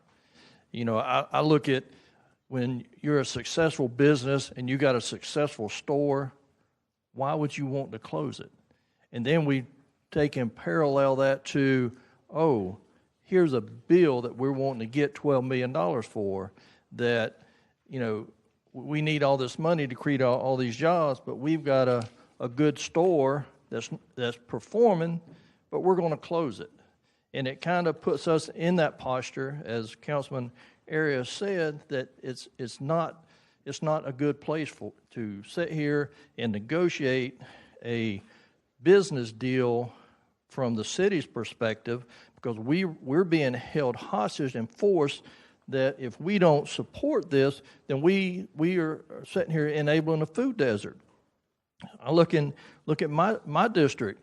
I just did a groundbreaking with a grocery store that's coming in, and the amount that they were asking in incentives and round figures was zero. They're coming in and doing it, and so I look at a profitable store that's been admitted that the owned grocery store has admitted that it is a successful store. And no, I'm sure if the Davis family still owned it, we wouldn't be having this discussion, that we would not be put in this posture. And yes, the Davis family has done a lot for our city, but that's not what we're dealing with right now. And it's unfortunate that we at this time are looking at drawing together two different scenarios of sitting here keeping a store open that's potentially could be a food desert if it's not kept open to what is filed in this bill. And it doesn't make, make it make sense. It doesn't make sense that it would have been, the right way would be to come in to say, we've got X number of stores that we are needing support on keeping open.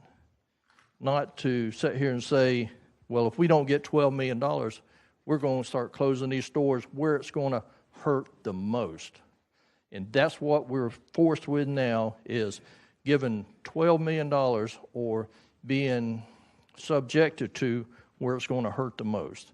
And that's where, if I'm still undecided about this, if I'm going to hold my nose and vote for it, it's appalling that we're put in this situation.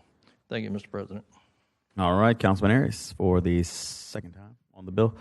All right, no one else is in the queue, so open the ballot, record your vote.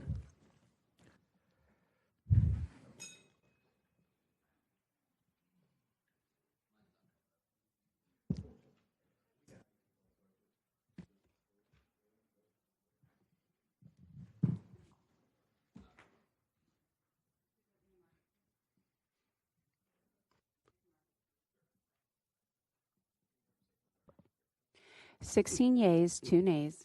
By your action, you've approved 2026-0326. Councilwoman Pittman, go ahead. I just want to say thank you. I really appreciate it, and we'll save the community and the lifeline that these residents are depending on. And thank you, Vice President, for being my sidekick and making sure, and to OED and Winn-Dixie. I look forward to you taking us to the finish line, which I know you all will. Thank you. Thank you very much. Mr. Floor Leader, where does that land the plane Mr. at? President, we are now ready to start public comments. Ladies and gentlemen, if you wish to speak, you should have filled out a green public comment card. No cards will be accepted after 6, which I just realized we are well past that. Council rules call for an allotment of 90 minutes for public comment, and given the amount of cards, everyone tonight will get their full 3 minutes. I'll announce 5 speakers at a time. When I call your name, please come down to the reserved seats in the front row while waiting your turn to speak. Your time will not start until you arrive at the podium, and remember to state your name and address before beginning, or you may say my address is on file. A speaker may be invited to the green room for further discussion at a council member's discretion. I'll read the first 5 names now so they can begin to make their way down, and then I'll have Mr. Teal read Council Rule 4.505 regarding disruption of meetings. The first 5 are Ms. Kathleen Pereira, Gary Smith, Wells Todd, Vincent Barone, and Katie Elizabeth. Legislative Services, please note the start time as 6:37. And Ms. Pereira, the floor is yours. Oh, I apologize. Mr. Teal, please read the council rule. I missed that part. Council Rule 4.505, disruption of a meeting. Any person who disrupts a regular meeting of the City Council, standing committees, special or select committees, subcommittees, or any other public meeting presided over by a City Council member may be forthwith barred, removed, or otherwise ejected in the discretion of the presiding officer from further attendance at that meeting. If necessary, due to the nature of the disruption, the audience may be cleared from the council chambers or meeting location in the discretion of the presiding officer. Any person who refuses to leave the City Council chamber may be subject to arrest. Thank you, Mr. Teal. Legislative Services, note the start time is now 6:38. And Ms. Pereira, the floor is yours. My name is Kathleen Pereira. My information is on file. The 2045 Comp Plan and planning codes do not sanction overdevelopment or encroachment, and yet it seems as if they are easily ignored just to ruin the character of well-established neighborhoods. Sometimes neighborhoods prevail in saving themselves from an oil depot or slaughterhouse, but most neighborhoods haven't been so lucky.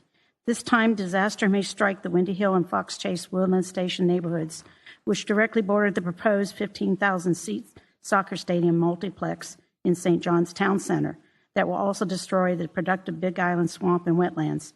How does the good for the all and the we can't stop progress and the more tax revenue arguments work here when you callously expect these neighborhoods to get flood insurance for the first time, have their septic tanks overtaxed, their well water contaminated, accept a plummet in their property values, or worse yet, never have a good night's sleep again from the noise created 365 days a year from concerts, games, and events. Not to mention that several residents will have to plan even more time just to get out of their neighborhood because of the incredible increase in traffic this project will cause in an already congested area. Instead, start focusing on slower growth with the least bit of hardship and impact on already established neighborhoods.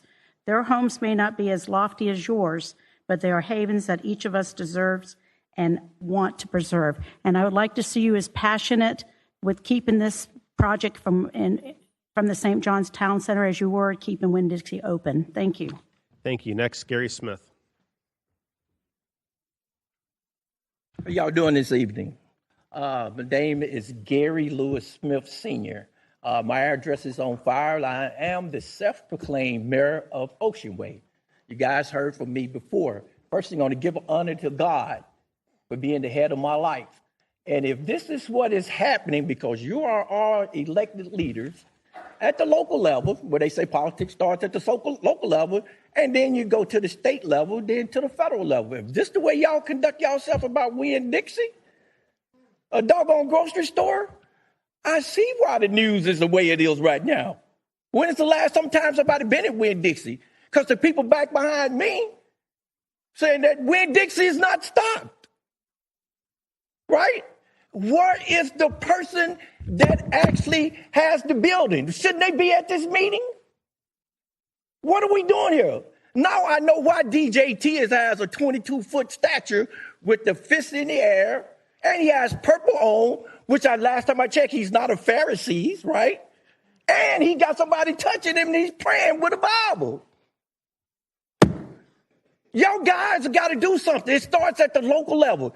If we can't solve a doggone grocery store, right, giving them money from the Davis family, whoever the hell that is, probably don't even own it. It's shareholders, rich people, stock people that owns that grocery store. And one guy said that I'm representing the new store now, and they didn't want any money. So why are we giving people money to help a desert community? And then somebody over here said something about, well, that guy said something about, he don't even know about culture. Culture is very important. Very important. My grandson, first one, 12 granddaughters, one grandson. I'd be doggone if I don't come here and address you guys, because it all starts right there. But if this what we got to come and listen to, y'all fight over a grocery store, that should have been solved for these people spent their time coming in here tonight.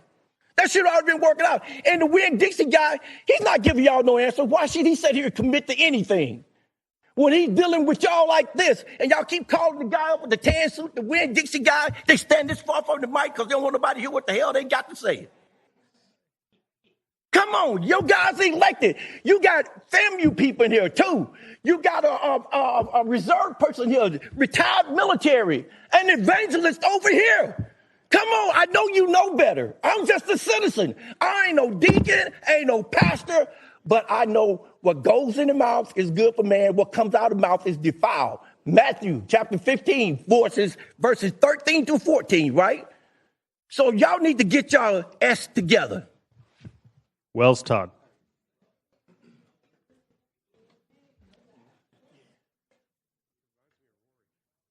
Name is Wells Todd. I'm going to take them down Jackson. My address is on file. I guess we got a good lesson this evening on who controls America, and that's corporate America.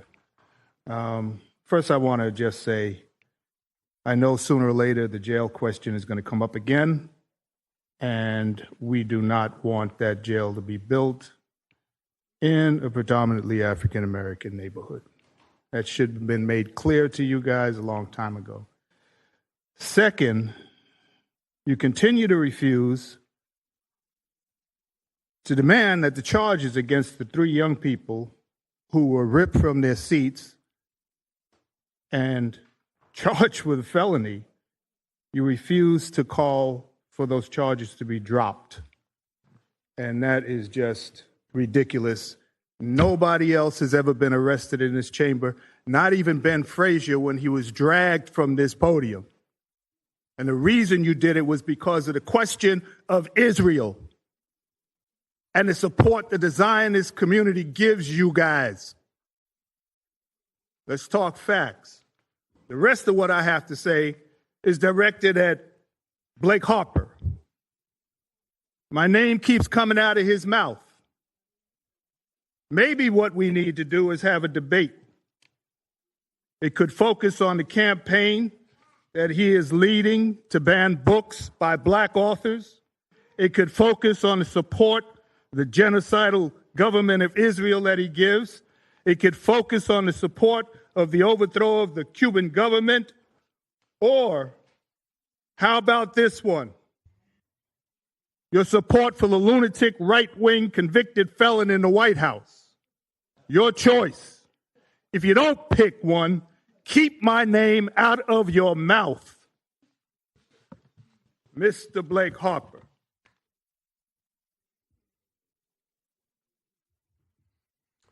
Next, Vincent Barone. Hello, my name is Vincent Barone. My name should be on file. I thought I was going to come in. Well, I knew I was coming here tonight, but let me start with this. You're fighting over $12 million for Winn-Dixie when I found $65,000 a day being burned through our health insurance pension plan. It is a trap that nobody has discussed, that's been hidden since 2022. All this is on public record. I went through and I did a forensic analysis on it. I saw that the executive, I'm called the legal branch that does all the accounting for all this stuff, have held our premiums down because they didn't want to raise the premiums on the people. So now you're burning $65,000 a day, which, by the way, that's a $10 million premium in which Blue Cross Blue Shield pays nothing. You're naked on it, which means you're self-insured. Well, where do you go with that? Well, I looked at our last bond issue. You never disclosed it. The legal counsel had you sign off on it, and it was never disclosed in the prospectus. I have the numbers. I have the pages. What does that mean? That means that the underwriters would never have given you a 5% bond rating, knowing that that naked exposure was there. Now, let's go to the next step. In that bond made $36 million with the premium that you guys got. Where'd the money go? It got washed the last bond that you guys played it. And I know you guys, but whoever's in those back offices on the accounting doing this, because they're not telling you this. You know why? Because if they were telling you this, you guys wouldn't be fighting over $12 million. They closed these silos. You have to have those silos open, and I believe that starts with the mayor. I think the mayor has to put an executive order, freeze the executive council, the legal counsel, and the accountant, and you need an auditor. Well, one of the things I specialize is that's the people I bring in. My people come in, do a clean sweep, allow you to see where all the money is hidden, which you guys you're not allowed to see, okay? And once you get to see it, then you get to have a conversation as where does it go? Why? You got Shands, $54 million. It's a hole. Nobody goes there. There is not $1 of support because you guys are worried about, I'm worried about a broker. You don't need brokers. You're buying everything at retail prices. You paid on the bond $4 million, $2 million in the prospectus, and then another $2 million that you didn't see the fees. You guys are getting ripped off all over the place. And Blue Cross Blue Shield, you're paying them $10 million to administer something. I can drop that 50%, doing one thing for you guys. 50%, where you guys aren't dealing with this, and then I could straighten up. Thank you, sir. Straighten up on Next up, Katie Chance. Elizabeth, and then after Miss Thank Elizabeth. you, guys. Thank you. Amina Sharif, Lydia Bell, Katrina Spencer, Sally Barnes, and Nathan Valentine. Is Katie Elizabeth here? Amina Sharif. I see her walking down, so it'll be Amina Sharif, Lydia Bell, Katrina Spencer, Sally Barnes, and Nathan Valentine. Katie Elizabeth was here to speak about JEA masked account issue ignored for over a year. Amina Sharif, address on file. Okay, there's a double standard when it comes down to public comment. There's a problem. At the beginning of this session, you were whatever recognition you were given for the young men, what have you.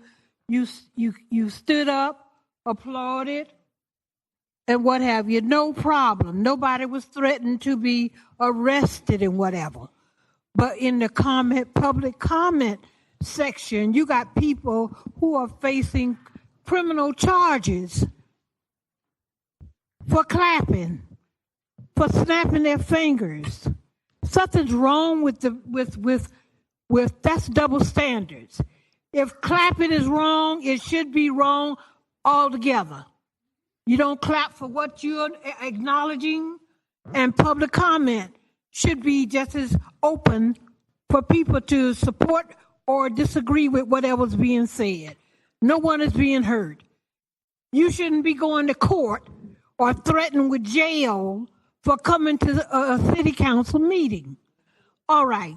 Now, the other thing about the jail situation, someone made a comment just the other day about the condition of the jailhouse. It wasn't in the area where the prisoners were. This was the condition of the jail in the lobby.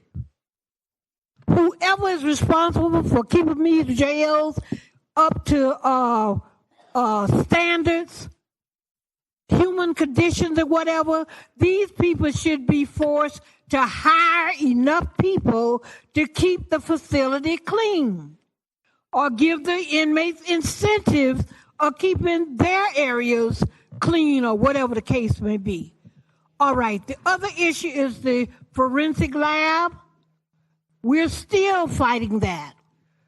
The fumes that are coming out of those 4 vents on top, that's still an environmental issue that should be addressed.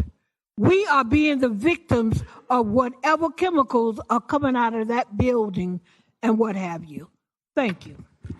Thank you. Ms. Lydia Bell's next. And then it'll be Ms. Katrina Spencer and then Ms. Sally Barnes. Good evening, Lydia Bell, address on file. First, I'd like to say I stand with Councilwoman Tarana Clark Murray in her situation.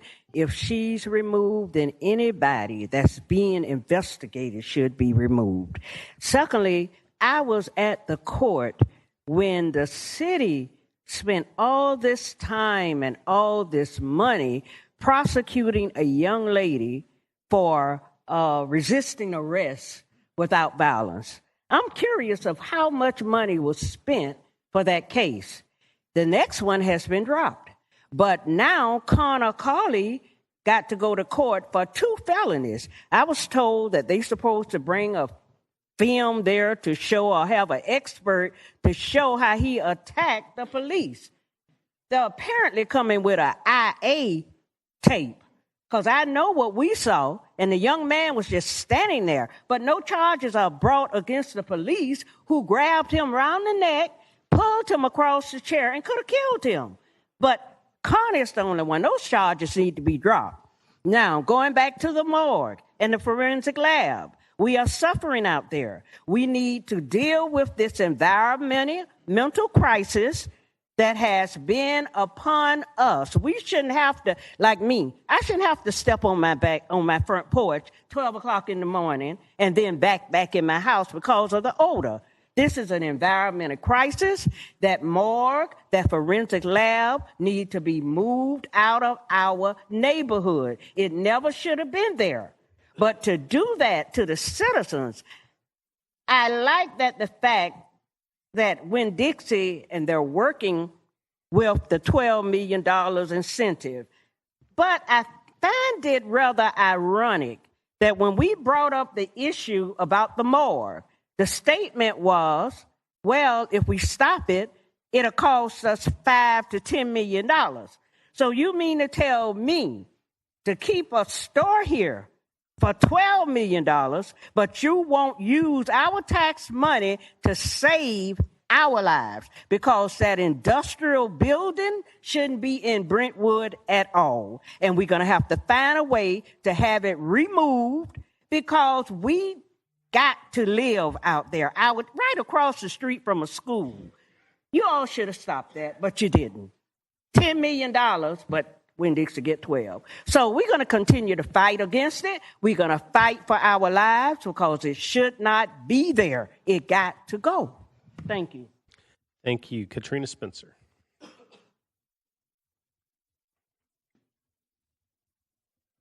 Katrina Spencer. My address is on file. I want to discuss the trash being picked up off the city property. I called to report trash is in the streets. That's the city property. If it was on my property, they would fine me and I would have to pay that fine. I was told that that's not my responsibility to call in on that. And the yards need to be cut and the trash need to be picked up. And another thing, the morgue. Y'all call it the medical center. It's the morgue. You could smell the scent when you're coming out your door late at night. So undoubtedly, they're doing whatever they're doing late at night when they think everyone's asleep. And that should have never been in our neighborhood. No one will want to be smelling the scent that's coming out. And it's a loud scent. And they're saying they're not doing cremation and everything over there. Undoubtedly, they're doing something with those scents. And that needs to be checked on. Our lives are important to us, and it should be important to y'all. Thank you. Thank you. Ms. Sally Barnes.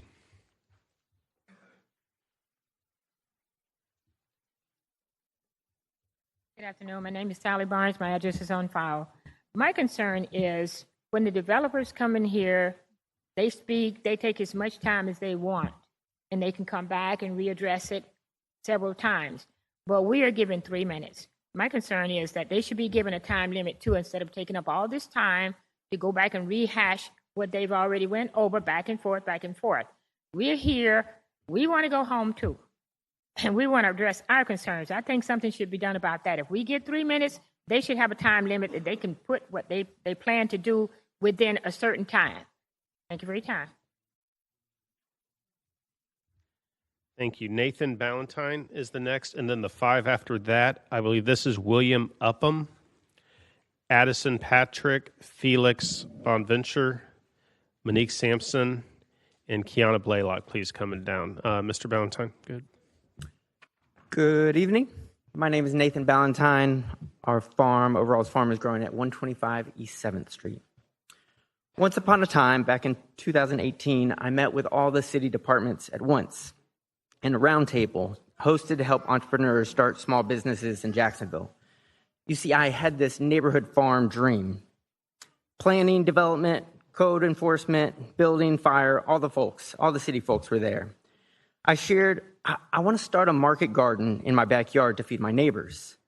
This panel of city bureaucrats looked around at each other and finally said, well, we can't tell you you can do what you want to do, but we also can't tell you you can't do what you want to do.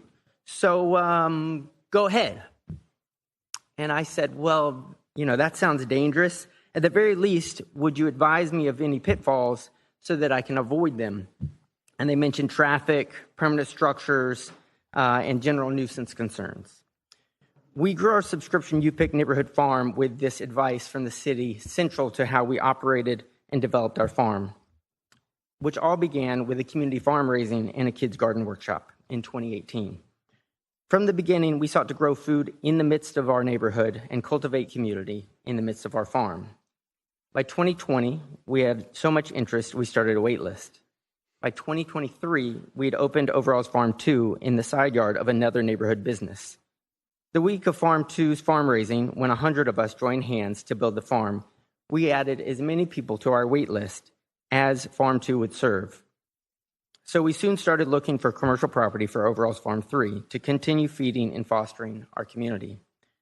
Along the way, even as we wrestled with over 2 years to secure our certificate of use to operate legally, our wait list grew to over 500 families across Jacksonville and beyond. The evident urgent need for food people can trust, expressed by our wait list, the yearning for sustainable green space, and the need of opportunities to connect with others in community are only growing. For these reasons, I'm here again to encourage the behind-the-scenes moving and shaking that is advancing the Free to Garden Act that will make market and community gardens permissible by right. Thank you so much. I look forward to working with y'all. Thank you. Next up, William Upham.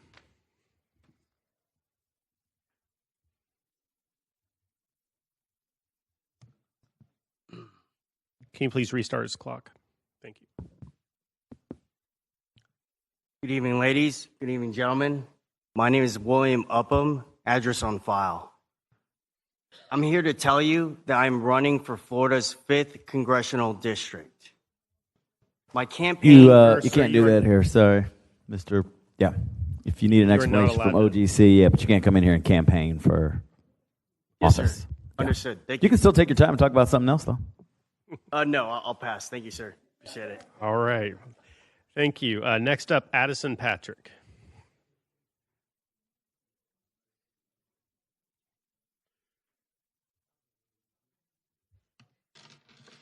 All right. Good evening, Mr. President and members of the council. My name is Addison Liberty Patrick, and my address is on file. I have a few items this evening before I forget. Definitely support the Free to Garden Act. Number one, I believe the biggest barrier to civic participation in this, or is this alphabet soup of government. To help, I've developed a quick guide to City Council to explain the general process, the land use and zoning codes, and the lengthy agendas that we see here. Number two, we need a council that encourages a variety of professional backgrounds on our citizen advisory committees, not just to check a box, but to ensure our decisions are vetted by real-world expertise. Number three, when we lack that perspective, we lose sight of the basics. In the Newtown area at Barnett and State Street West, for a time frame of at least 2 months, there were and may still be cones in the middle of the street for either a pothole or missing manhole cover, a hazard that should not take that length of time to address. Looking at Ordinance 2018-295-E as in Edward, the city mandates that 20% of our 1 cent gas tax must go to pedestrian improvements, yet the code explicitly states, quote, no funds shall be used for sidewalk repair projects. We are legally mandating the construction of new sidewalks with these funds, while our existing infrastructure in neighborhoods like Newtown is literally crumbling under our feet. I hear regularly that people fall while walking on our sidewalks. That's the definition of a broken system. Unfortunately, it gets worse for the taxpayer. Under Municipal Code Section 799.101, we have a 6 cent gas tax running through 2046. But then there's Section 799.201, the 5 cent tax passed in 2021, which is actually part of that 12 cent local total, and it's set to drain the pockets of Jacksonville drivers until December 31st, 2051. Between federal, state, and these local ordinances, Jacksonville citizens are paying close to 60 cents in taxes per gallon. Obviously, taxpayers in Jacksonville are struggling with rising gas costs at the pump, and current ordinances prohibit using some of those funds to fix the sidewalks we already have. Therefore, we don't need 30-year tax mandates. We need a repeal of the additional 6 cent gas tax and a common sense approach to maintenance. Even President Trump is talking about helping relieve federal gas tax temporarily, who is committed to giving the citizens of Jacksonville some immediate financial relief by spearheading a 6 cent gas tax repeal. Thank you. Thank you. Next up, Felix Bonventure. And then Monique Sampson will be after. My name is Felix Bonventre, and my address is on file. I would just like to say that I think it is ironic that I just sat through an hour, maybe over an hour. I wasn't keeping track of argument over whether to spend $12 million on a grocery store when this council has decided that JSO's yearly budget is $630 million. And in 2025, JSO shot 7 people who were experiencing mental health crises. JSO should not even have been on the scene for those crises. I don't understand why $12 million for a grocery store can be argued about for an hour, $630 million for the police can be passed, but we don't have the money for any kind of professional mental health task force that is separate from the police, that does not carry guns into situations, that does not create violence where violence does not already exist. That's all I have to say. Thank you. Next up is Monique Sampson. Is Monique Sampson here? Kiana Blaylock. Okay, so Monique Sampson did not write about what she wanted to talk about. Kiana Blaylock wanted to talk about police accountability. So with that, the next ones, please come on down. Jamal Davis, Sarah Posey, Brian Jefferson, Shane Trimblar, and Connor Cavley. Please come on down if I called you.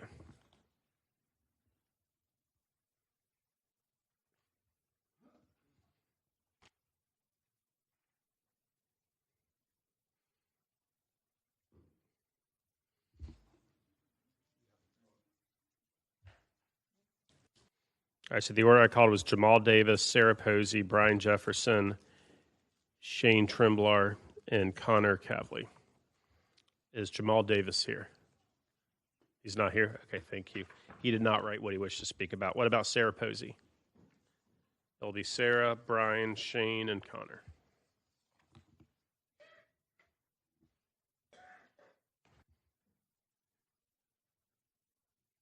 Good evening. My name is Sarah Posey. My address is on file. I wanted to start by saying that the mic is not loud enough for the people in the back. It's been really difficult to hear everybody speaking, so whoever's running sound tonight.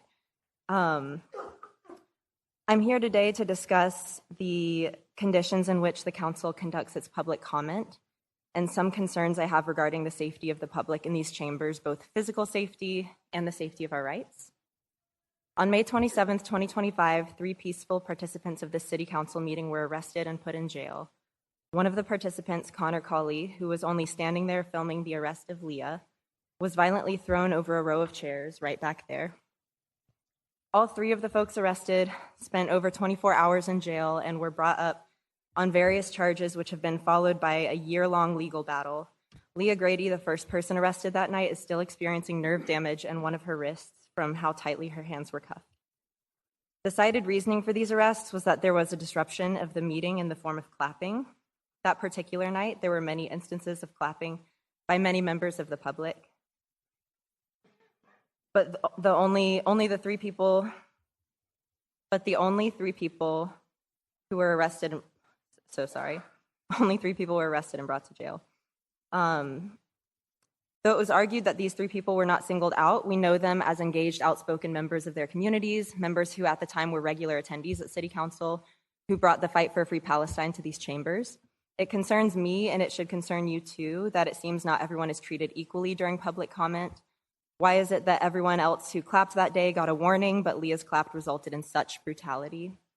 In addition to this confusing selectivity, during the trial of Leah Grady, a handful of City Council members claimed that officers serving as sergeant of arms in these chambers received special training to do so. When 2 of the arresting officers, Aliaga Ruiz and Davis, were questioned at the stand about the special training, they confirmed that they had not received such training. Now, both arresting officers, Davis and Aliaga Ruiz, have previously received domestic violence injunctions. These are people with a history of violence, which we saw happen in front of us that evening. It was also claimed by City Council members that when escorted out of the chambers, constituents are brought to a secondary room with screens to watch the remainder of the meeting, yet the arresting officers had not heard of such a room. And so it seems that the overall communication between the council and the sergeant of arms have been subpar to the point of threatening the safety of the participants in these chambers. I want to believe in good faith that you have no true interest in selectively silencing participants from exercising their right to freedom of expression, and that you yourself want these chambers to be safe for the public. And so I urge the council to consider these threats to the democracy. Thank you. Next up, Brian Jefferson.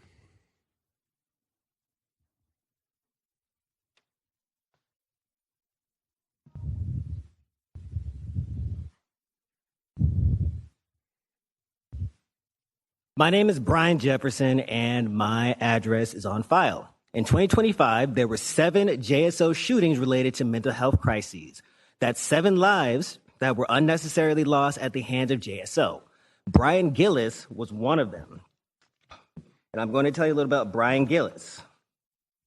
He was about 30 years old, and he had a history of mental health struggles. He had been Baker acted multiple times in the past, but no criminal history. His mother called 911 requesting a mental health evaluation, not an arrest. A mental health professional arrived on the scene.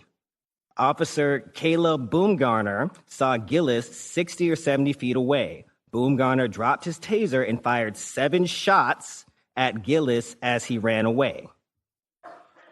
A former federal prosecutor called this shooting horrific. Gillis's uncle asks, "You knew he had mental health issues, why couldn't you tase him?" Even with a mental health professional on scene, JSO still exerted excessive force and broke their own policy. Brian Gillis should still be with us today.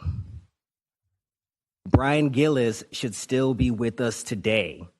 And there are thousands of people who live with mental health issues here in Jacksonville. They're your friends, they're your family, they're your neighbors. And their families are put in a difficult position when one of their loved ones has an episode and they have to call for help because JSO does not de-escalate situations like this. We have seen time and time again that they fear for their lives and they shoot. A mental health crisis agent or officer should be there to respond to these situations rather than a police officer who's going to issue their own death sentence. The community deserves guaranteed precautions ensuring the actions of these officers and that they will not engage in such violent acts when dealing with people who are clearly struggling with their mental health. Jacksonville needs to create a permanent mental health emergency response team. We need professionals and not patrol cars. We need to require officers on mental health calls, radio confirmed de-escalation and non-lethal force only. We want to see real consequences for officers who use excessive force, and we want to see the families who are affected by these killings get closure. We want to see them get the records immediately within 7 business days, because imagine having to sit on this for months, if not years, after already losing a loved one.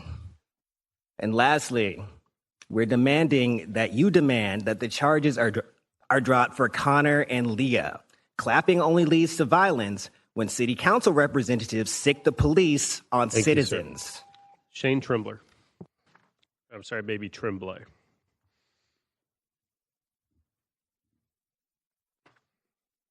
Good afternoon, Council. My name is Shane Tremblay, and my address is on file. I'm here today to address what I would consider to be the hostile environment of City Council meetings that jeopardizes the democracy and free expression that can take place in these chambers. On May 27th, 2025, 3 peaceful participants of the City Council meeting were arrested and put in jail. One of the participants, Connor Colley, was violently thrown over a row of chairs. The cited reasoning for these arrests was a disruption in the form of clapping. There are many instances of people clapping that night, including tonight as well. But only 3 people were arrested and brought to jail that night.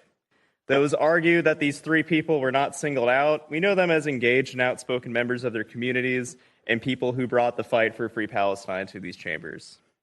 All 3 spent over 24 hours in jail and were brought up on various charges, which were followed by a year-long legal battle.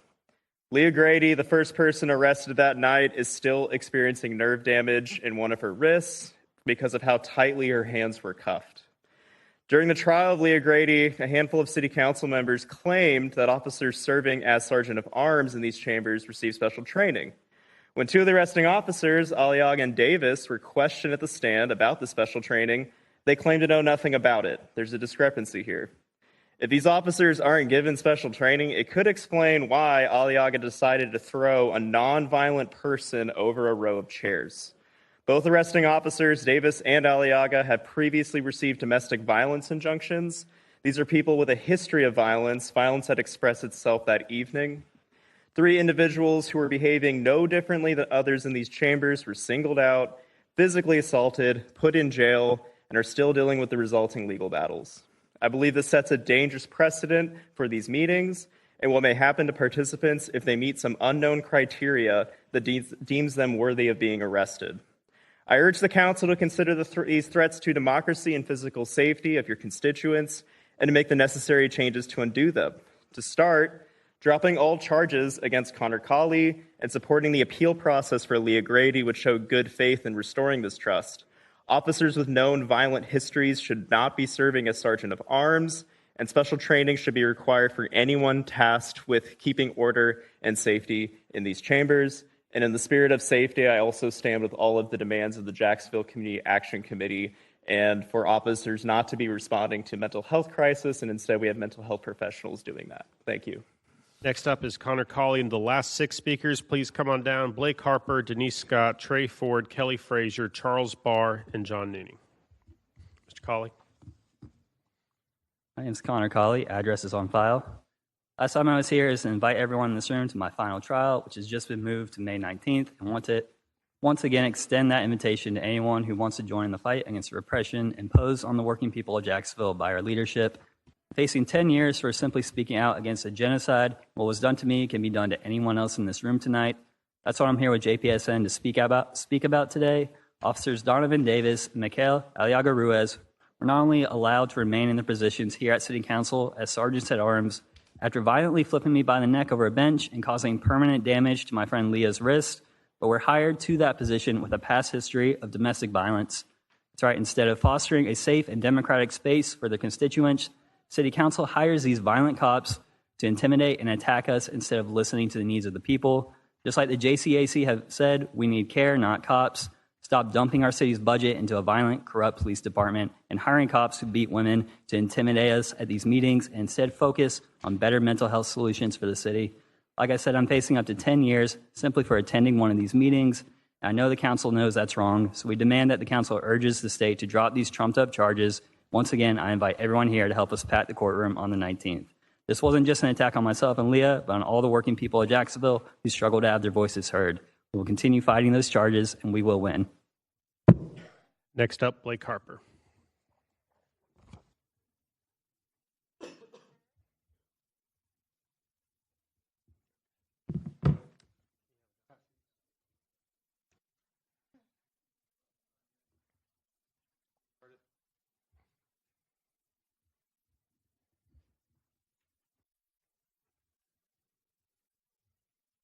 Start the time, please. Can you reset to 3? Thank you. Good evening, council members, council vice president. My name is Blake Harper, information on file. First of all, I have to apologize to you. I broke out in a glorious, gleeful response when Wells Todd mentioned my name. I guess I am actually now the 20th city council member as he ordained me to be, because he's attacking me. To his response about a debate, I'd like to share with you something that Thomas Sowell once said. Excuse me, let me find it. Come on. Here we go. It is usually futile to try to talk facts and analysis to people who are enjoying a sense of moral superiority in their ignorance. That ends that. The word for the day is gerrymandering. The word for the day is getting elected districts to correspond to what Martin Luther King wanted or claimed for us to do, and look at the character of the person, not the color of the skin. It started with Mississippi, where Mississippi ended the racial gerrymandering. Then Virginia tried to reset their entire state, saying it was fair to have 10 Democrats and 1 Republican. Well, if you take a look at what we have here, we have 8 states who have over 20% of the population is Republicans, but they have no representation. They have no suffrage. Then, of course, there's Illinois that has 53% of the votes, but they have 82% of the states. There's this nonsense going on about what's going on with gerrymandering and redistricting. The reality is, turnabout is fair play. And the reality is we are now looking at a situation where fair is fair. It wasn't fair before. 10-1 wasn't fair. 82% of the House seats going in Illinois to Democrats when they only hold 53% of the vote. The eight states, typically in the Northeast, who have over 2,200,000 Republicans not getting any votes. That's not fair. It's about time we got things fixed. And by the way, God bless Donald J. Trump. Next up, Denise Scott. And then after Ms. Scott will be Trey Ford, Kelly Frazier, Charles Barr, John Nooney.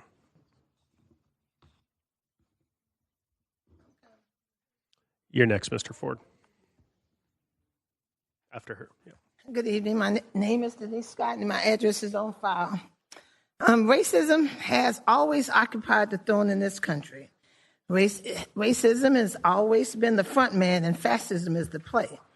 Everyone knows that racism is why we needed a civil rights bill and a voting rights bill, and now we all know that racism is why we no longer have these protections. We get it. The GOP has a war on Black Americans, and guess what? We're going to fight with everything in us, and we won't quit, and we definitely won't surrender. There's a strong movement taking place in America that is attempting to erase Black history, whitewash slavery, suppress voting rights, favorably preserve the Confederacy, stifle the democratic process, undermine the Constitution, and eliminate diversity. The main reason is because the United States never properly condemned the Confederacy. Had they all put the Confederacy in front of that firing squad as they should have when they surrendered, we wouldn't have so much hatred here in 2026. I heard a young man ask the question, if white supremacy is so supreme, why is it that y'all are always working so hard to make everything so difficult for Black people? It seems like instead of wearing the white robes and the hoods, some of you now wear the suits and ties. JEA has their faults of their own, I get it. But how dare this council try to investigate them when some of you are under the investigator or should be investigated? The fox cannot guard the chicken house. I'm still waiting on the outrage from that text, that infamous text from council president to the JEA board member. He's being investigated. I'm waiting on the outrage from Arias. Isn't he being investigated? Just because you step down from that finance committee doesn't you're still on the committee. The definition of integrity is to be honest, ethical, and having a moral principle, even when no one's watching. Well, that was what Clark Murray did. She self-reported the incident to authorities. Before the proper authorities can complete a thorough investigation, we got our resident Grand Wizard Diamond already calling for her removal. Where was he calling for removal for his other colleagues? But then the question becomes, have you been thoroughly investigated concerning your charity? Speaking of our Grand Wizard Diamond, now he says that because of what the Supreme Court did last week, that Jacksonville City Council should redraw the maps. This has always been a majority Republican council in this city. How much more Republican majority can you get? I'll say this. If you want to redraw the maps, let's start with getting rid of these 5 at-large seats.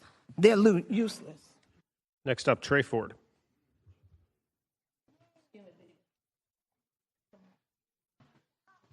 Trey Ford, my address is on file, Grand Park Agricultural District once again. And I really just want to talk about the $12 million to Winn-Dixie one more time. I know it was said that it was a win-win. I would say maybe pass-fail. It was a C for me. I want to commend Councilman Gaffney, Councilman Gay, Councilman Peluso for pushing back a little bit, because I do think that we could have gotten more from Winn-Dixie. And really, we're being very reactive. The fact that it's going to all of a sudden become a food desert, where was that 3, 4, 5 years ago when it could have been addressed proactively? And proactively is things like the Right to Garden Act. Proactively is refunding Duval Soil and Water Conservation District, who does a start farming mentorship, so that, again, citizens can take matters into their own hands. This council has a lot of fight in them. Let's stop playing not to lose and play to win. Thank you. Thank you. Kelly Frazier. And colleagues, this is the 2-card warning if you're in the green room. Hello, my name is Kelly Frazier, address on file, and I am the president of the Northside Coalition of Jacksonville. As Trey just mentioned, we can be proactive as we have 3 years to come up with a solution to the Winn-Dixie ordeal. I am a resident of the North Side, and as president of the organization founded on the principles that this community will no longer be the routinely ignored section of the city, I am here to talk about the future of the Duval County Jail. While the city looks for an area to pin this facility on, we ask that you do not consider the North Side. Liquor stores, morgues, and food deserts plague the North Side. But as my father, Benjamin Frazier, used to say, we are accepting the baton in a relay of civil rights history, and that race does not include us running backwards into further marginalization. My father often spoke of the difference between political cowardice and political courage. It would be an act of political cowardice to place $1 billion jail in a community that is already fighting for basic needs like a grocery store. True political courage would be choosing to invest in our people rather than our incarceration. We know that there is money to invest in things like jobs, affordable housing, finding and agreeing on ways to eliminate food deserts in the areas that have them, and positive activities for our youth and finding solutions for JSO addressing mental health. I ask that you invest in these revitalization of the North Side of Jacksonville. I would also like to bring attention to a piece of legislation coming tonight, the ordinance 2026-0364. This ordinance is a direct assault on the rights of every citizen in this room, regardless of what side of town you are on. This bill seeks to strip away the public hearings and hand over ungoverned power to a single, non-elected administrator. It creates a developer fast track that allows for automatic approvals if the city fails to act in just 30 days. This is an invitation for backroom deals that leaves every neighborhood in the dark. The appeal process this ordinance creates a fee of $650. For many people in Jacksonville, $650 is a month's worth of groceries, a car payment, or money that could go towards the utility bill. By attaching $650 to this, you are ensuring that only those that can afford it will have a voice in our city's growth. This fee is a deliberate economic hardship designed to silence those who can't afford it. Do not price your constituents out of democracy. Stop this ordinance, and please understand that the community members of the North Side of Jacksonville do not want the jail on the North Side. Thank you. Thank you. Mr. Charles Barr. Good evening, Charles Barr. My information is on file. Good evening, Mr. President, Vice President, Council. Good to see you guys. You know, I know most of you guys personally. I talk to you. I speak to all of you at some point in time, and I just want to say my hat's off to you for sitting up there. You take butt chewings all the time. I think that in my role that I play, and you guys know what I do, I catch heat from right and left sometimes, but not near as much as y'all. So my hat's off to you. Whether you're on the left side or the right side of the aisle, y'all got an important job. You put up with the stuff that you put up with. Look here, I know you guys are considered part-time. You get paid a certain amount, but let me just say, I'll be the first one to push to get you guys double your pay. You deserve it. Well, some of the stuff you put up with. And to the officers here, Officer Gay and these other officers, and Sheriff T.K. Waters, I want to thank them for the job they do. Look, sometimes they mess up. We all mess up. And sometimes it's bad, but they put their life out there on the line. Officer Gay here and the other one, they're standing here protecting you guys. So some fool comes up here rushing you, they're going to risk their life for you. And I want to thank each and every one of you guys for that. And since I'm up here, and I got 2 minutes left, I think there's a bill, 2026-265, it's got to do with apprenticeship. You know, there's some people that go around town and they complain about everything, every single bit of the money that's spent. And I'll tell you, I'll be the first one that complains about some wasted money, and I've seen some wasted money come out of this council and other departments, and I'll be the first one to tell you about that. But not everything that y'all vote on is wasteful. And this and here's got to do with apprenticeships.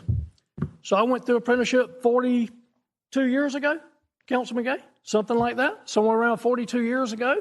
I'm an electrician by trade. I'm a 38-year member of the IBW, a 32-year member of the Teamsters. And there's nothing like apprenticeship. We need construction workers. We need those tradesmen out there. Trust me, the country is lacking in tradesmen.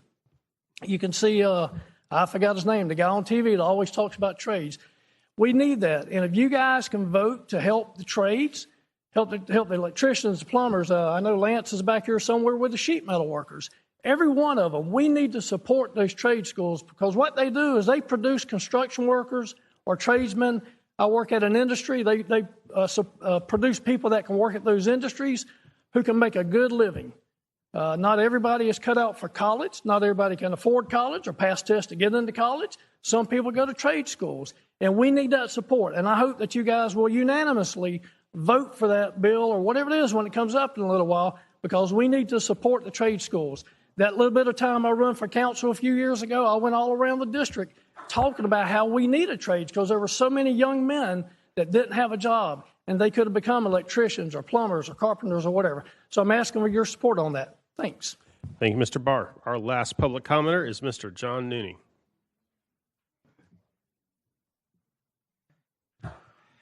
Hello, I am John Philanthropic Jelly Roll, Good Boy, Resiliency Nooney, 8356 Bascom Road, Jacksonville, Florida, 32216. I'm in City Council District 4, CPAC, Planning District 3, School Board District 3. Governor Ron DeSantis, pardon Nooney. 2024 is 0107. Now, that was the $3.5 million direct contract for JU. I missed the ribbon cutting ceremony. Now, it was the JU College of Law. Now, you can pull the tape, but I wanted to see the College of Law. Now, I was trespassed and warned. JSO told me that Tim Cost and JU can remove the trespass. It's real. It's lifetime. Now, the next topic, ethics is gone in Duval County, Jacksonville. Now, at an ethics commission meeting with Kirby Oberdorfer, Dylan Reingold, I asked, we have 6 CPACs representing the entire city of Jacksonville, the Mayor's Disability Council, the wheelchair gang, the Council on Elder Affairs, the Senior Citizen Gang, Robin Lang, Donnie Olton. Why is OGC, the Office of General Counsel, not represented at these meetings? Now, these meetings, it's the Wild West. Right now, Raymond Day is the chair of the True Commission and is the CPAC 3 representative and has destroyed the public trust. Okay, next topic. Okay, we're making a movie. OED, the Office of Excellent Directors, I'm just down to a minute. We've got, Ed, Rambo, Randolph, Gregory, J. Seb Grant, Todd, Red Carpet Rubin. If you have a shirt, you're in the movie. There's going to be, also, we're coming out with our hats. Here's a play. This is, play off the FWC, the Fish Wildlife Commission. Fishing with Council, fishing with Congress, fishing with Chris, fishing with Charles Scooter Barr. We'll have to get him a shirt, But right now, just down to 30 seconds. But what I really want to share with you is that public access on our waterways, it's the worst ever. Here's the Northeast Florida Regional Council, and here's the Resilient Jacks. I'm in this thing 4 times, only down 10 seconds. Filled out a bunch of speaker cards. But when it comes to tourism, open up our waterways. Thank you for listening. Mr. President, those are our last speakers. I'm going to read into the record a few cards did not wish to speak. Tony Langles, vote no on 2026-364. Ian Face, care not cops, drop the charges on Connor Cavey. Loretta Patterson, put do not wish to speak, and then did not fill out anything. Joseph Moore, the use of force on Jack's citizens is unacceptable and needs change. Dan Cordy, pass the people's budget, fire officers with histories of violence. James Edwards, vote no on ordinance 2026-364. And I believe this is Avery Holbrook, tax dollars should be used to help our community and people in crisis. That concludes our public comments. And with that, Mr. President, it's now time for public hearings starting on page 11. Council members should declare any ex parte communications. Anyone wishing to speak on the following bill should have completed a blue speaker card, and you will be allowed 3 minutes to speak. You may state your addresses on record, but you are encouraged to be specific with your location, as that may impact the weight given to your comments. Like public comment, a speaker may be invited to the green room for further discussion at a council member's discretion. Mr. Teal, please read the bills. 2026-273, 274, 275, 276, 307, 308, 309, 310, 312, 313, 314, 315, 316, 317, 318, 320, 321, 322, 323, 324, 325, 327, 328, 329, 330, 331, 332, 333, 334, 335, 336, 337, 358, 362, 363, 364, 2026 122, 123, 126, 127, 168, and 169. These public hearings are all open. Item 12, 2026-273, one speaker card, Brenna Durden, questions only. Public hearings closed. Item 13 and 14, 2026-274, 275, no speaker cards. These public hearings are closed. Item 15, 2026-276, one speaker card, questions only, Annabelle Susi. Public hearings closed. Item 16, 2026-0307, one speaker card, questions only, Annabelle Susi. Public hearings closed. Item 17, 2026-308, questions only, Annabelle Susi. Public hearings closed.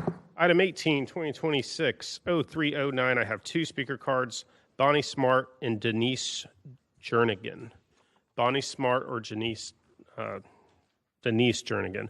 And ladies and gentlemen, if you wish to speak on anything else remaining on tonight's agenda, we just ask that you move forward a little so when we do call you up, you can get to the podium and start your 3 minutes sooner. Good afternoon. My name is Bonnie Smart. My address is on file. We got a letter for rezoning for entrance to a piece of property that is being cut off of our neighbors, I would say. But they don't have a right-of-way to our street. Our street is a private road. It has been like that for over 100 years. Nobody ever give them access off of our private road to start out with. Now, they're wanting to cut a new driveway through there to make it for some property that they have gave to one of their family members. But the letter that we've got and the map that was sent to us, this is not correct. This is not how the land goes. On ours, you can see where we have a pond in the back. On theirs, you do not see their pond. And the property that they are wanting to rezone is a pond. Over half of that property that they're wanting to put a resident on is the pond.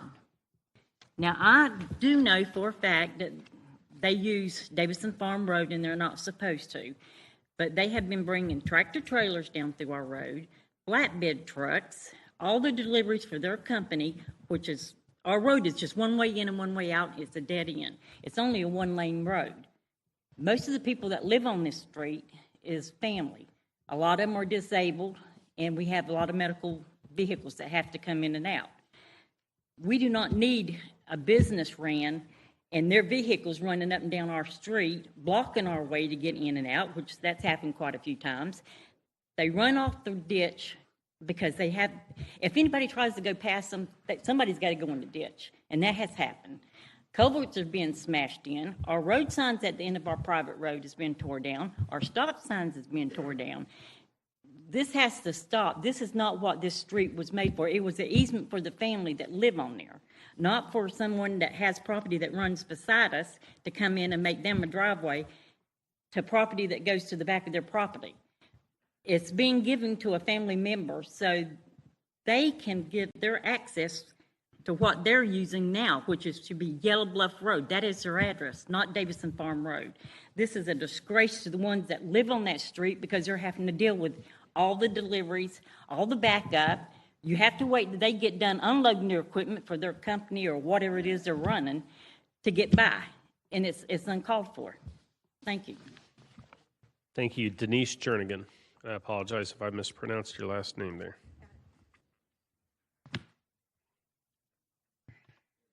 Good evening, everybody. My name is Denise Jernigan, address on file.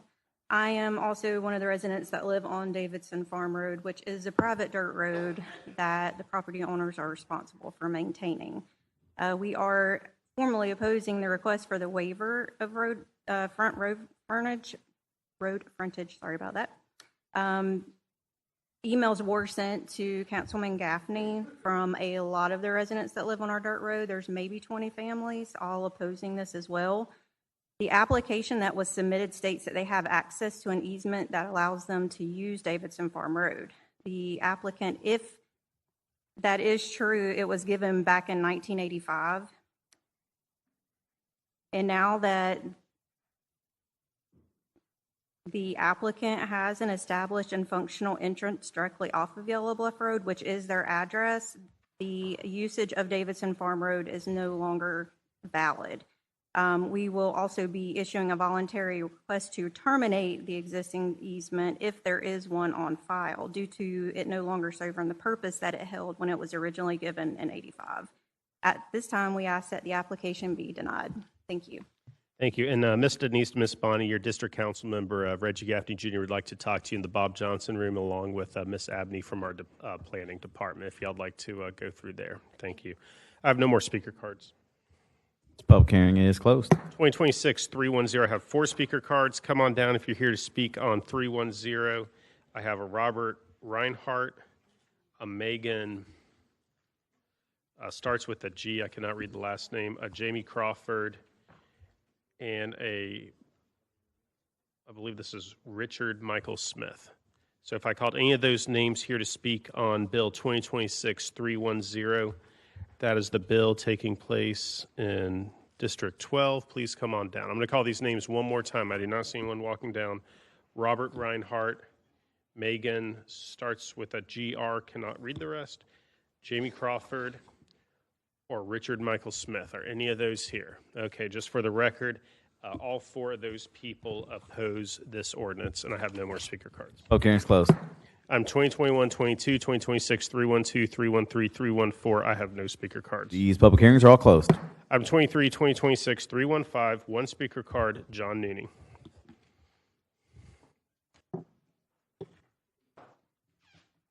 Mr. Nooney, you are next 3 or 4 cards. Please speak directly to the bill that you're up there to speak on. Hello, I am John J. Nooney, Jacksonville City Council, Resolution 2023-0819. I'm in City Council District 4, CPAC 3, School Board District 3. And address, Mr. Nooney.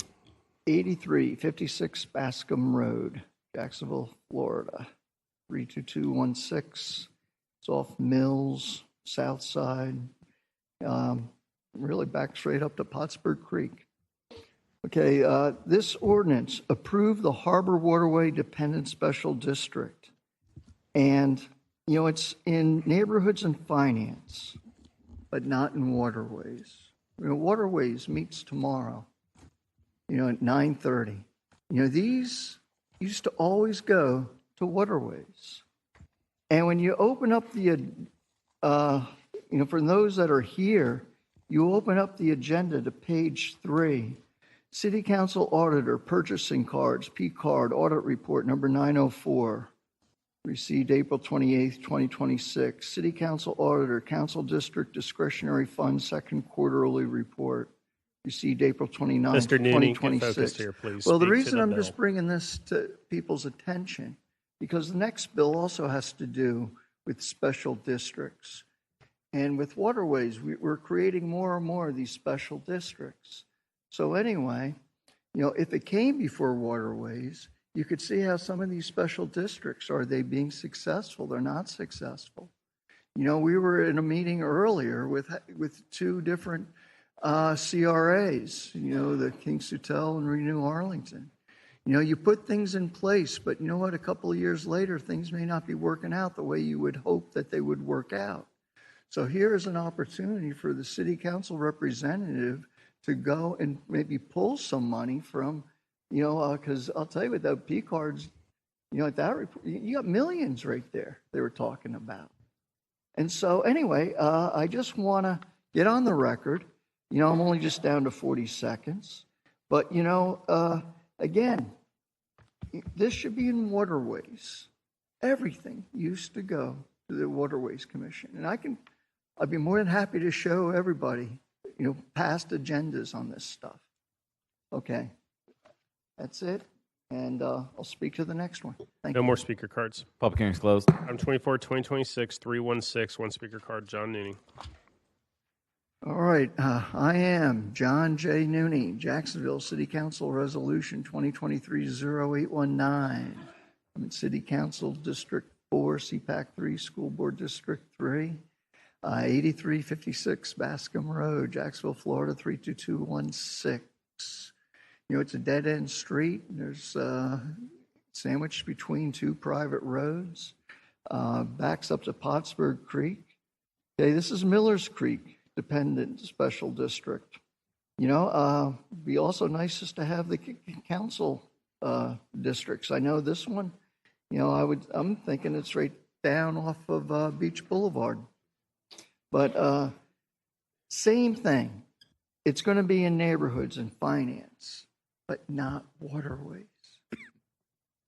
You know, you want these to go before waterway. You want to hear the success or the failure, the good, the bad, the ugly, and the public access that all these waterway special districts are fortunate to have. So anyway, again, if you just go and look, there's two potential, actually there's lots of money around. So, and just for the record, in the past, anyone can make a motion, and here's other evidence, if you'd like, to the chair that these could be sent to waterways. And I just hope that would be a consideration. All right, thank you for listening. No more speaker cards.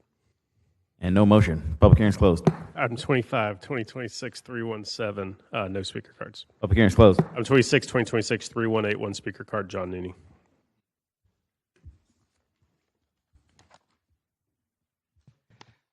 Right, this is where. Okay. Oh, I'm the only speaker on this one. All right. I am John J. Nooney, Jacksonville City Council Resolution 2023-0819.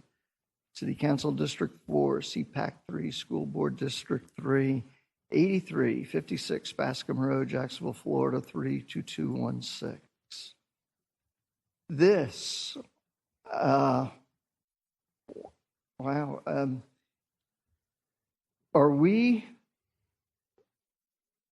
we're going to be adding a filing fee of $10 for violations of the Jacksonville Ordinance Code. Mr. Nooney, you're reading what's written down.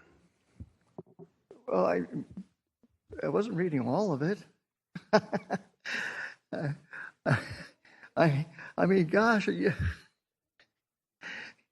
All right, well, let's increase it to $20. Okay, do I hear 30? Can we go back to the P cards? We got a couple million in this one. You know, I'm just, you know, okay. Mr. Nooney, if you don't know about the bill, don't come up and just ramble. Come on, man. But, well, look, this is a big fee. I mean, you know, it's in neighborhoods, rules, finance. You send this one to waterways. You know, but, okay, you know, again, a $10, and we're going to add a new section for assessing a filing fee for violation of the Jacksonville Ordinance Code. I know we're getting ready to change everything. So, all right. I'm just surprised I'm the only one speaking on it. All right. I have no more speaker cards. Public hearing's closed. Item 27, 2026-320, two speaker card. John Nooney does not wish to speak, but he supports it. Vincent Barone, are you still out there?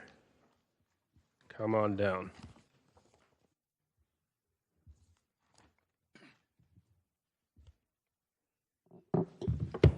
Vincent Barone, Jacksonville. I like to explain the difference between a guarantee and an if. I was in Atlantic City with my friends. We would go from one hotel to another, and a bunch of prostitutes came over to our car, and they said, "Oh, come on, honey, come on." I said, "No." The girl said, "What's the matter?" Sir, let's get on the bill quickly. I am. Yeah, okay. I am. Get Let there me quickly, finish please. the story. I get a. So anyway, the girl says to me, she says, "What's the matter, honey? You didn't want to pay for it?" And I point at my wedding ring and I said, "I already did. That's the guarantee. That's the if. That's the versus the guarantee. When I'm looking at the way this pension plan is set up, Susie Wiles put this plan together for it to be guaranteed. The lockbox was picked by the executive branch and the general counsel. So now you're leaving a deficit, almost 60%, that these firemen and fire people in the future can have an if, just like Social Security. And you took away the guarantee. And you guys aren't addressing that because you're worried about how you're going to get it. I'm telling you guys, if you don't open up and start looking at the boxes, they're going to rob the money from you. If you have a guarantee, you take the guarantee. You don't tell them the financial areas to put it in bond issues where they roll the money into another. It's like when you refinance your credit card debt. That's what they do. We had $36 million in profit on a bond that was issued. Where's the money? Where is the money? The reason why is because they took that to wash the other bonds. They keep rolling it out to 20 years in the future. Well, let me tell you what 20 years is. That's $300 million in interest payments that we pay on it. So you want to stop me from saying something that you may think that's inappropriate? There's nothing more inappropriate than taking the money from the people. You guys are in the districts, and Ms. Pittman, I'd like to talk to you for a second. You have a flyover country. These people can't give you the money because it's in silos. It's there. It's there. You can't get to it because the executive branch, not the We're executive, supposed to be legal on the branch police tells and fire you you don't have board you don't have an legislation. option to get to it, and that's not right. The mayor has the right to open all this, and I have the team that can get together and that Sir, we're can getting open well up all off this these things. Thank you. I have no more speaker cards. Public hearing is closed. Item 28, 29, 30, 31, and 32, 2026, 321, 322, 3232, 324, 325. I have no speaker cards. All these public hearings are closed. Item 33, 2026, 327, one speaker card, John Nini.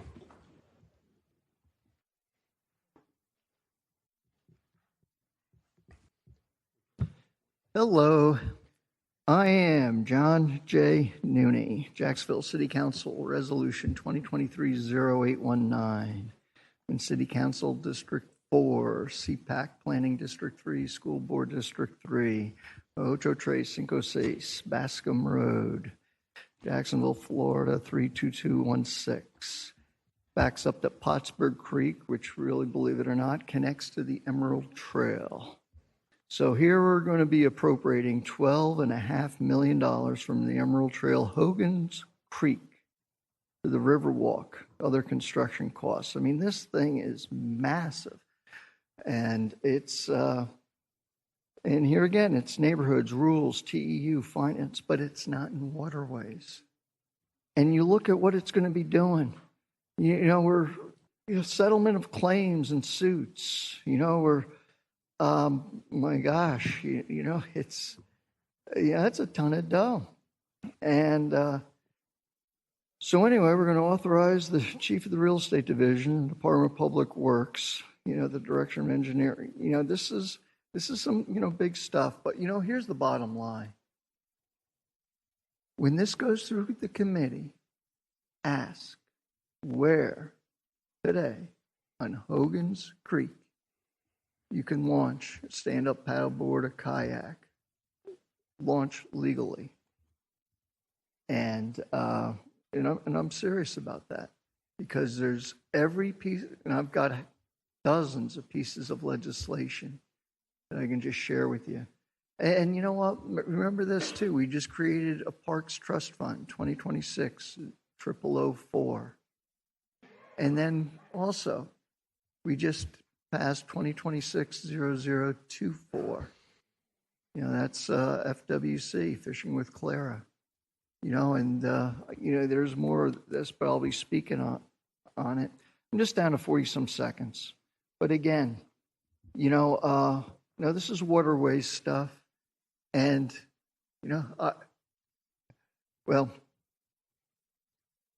open our waterways, please.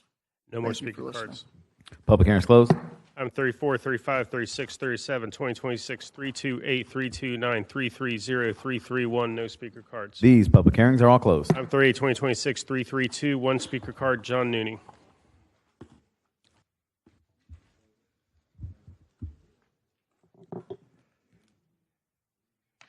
All right. Hello, I am John Philanthropic Jelly Roll, Good Boy Resiliency Nooney, 8356 Bascom Road, Jacksonville, Florida 32216. City Council District 4, CPAC Planning District 3, School Board District 3. Governor Ron DeSantis, pardon Nooney. All right, now this is one, okay, authorize the mayor, the corporate secretary. This is a second amendment to the agreement with JU to renew the agreement. Now, this is neighborhoods, finance. Okay, it is in waterways. But remember this, the Environmental Protection Board, these used to come before the Environmental Protection Board. And I'll tell you something, the reason I want to speak on it, public hearings with they don't happen anymore. And the reason I also want to speak with it is, I really do need that pardon. Because with JU... Mr. Nooney, your pardon has nothing to do with this bill. Well, it's JU, and the whole thing is, when we are handing out all this money, to protect some of these not-for-profits or special interest groups, you better be concerned about it. All right, thank you for listening. No more speaker cards. Public hearings closed. Item 39, 40, 41, 2026, 333, 334, 335. No speaker cards. Public hearings closed. Item 42, 2026, 336. One speaker card. Mr. John Nooney does not wish to speak, but he supports this. Public hearings closed. Item 43, 2026, 337. I have no speaker cards. Public hearings closed. Item 44, 2026, 358. John Nooney does wish to speak.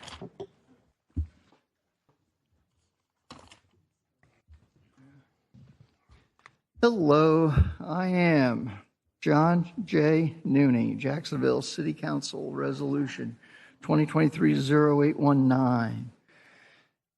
Ocho Tres Cinco Seis, Bascom Road, Jacksonville, Florida 32216. City Council District 4, CPAC 3, School Board District 3. Now again, here's another one. Neighborhoods Rules, TEU, but not in waterways. Again, I tell you, this is big stuff. Storage of vehicles or vessels. And, you got the sponsors, Councilmember Gay, and co-sponsor Councilmember Peluso, waterway guys. And so, again, this should be in waterways. This is massive. It's the state of Florida. This is big stuff when it comes to the watercraft. And so anyway, I just wanted to get on the record. Again, I'm surprised that no one else is filling out cards on this stuff. Thank you for listening. Stay there, Mr. Nooney. I have no more speaker cards. Public hearings closed. Item 45, 2026, 362. One speaker card. John Nooney.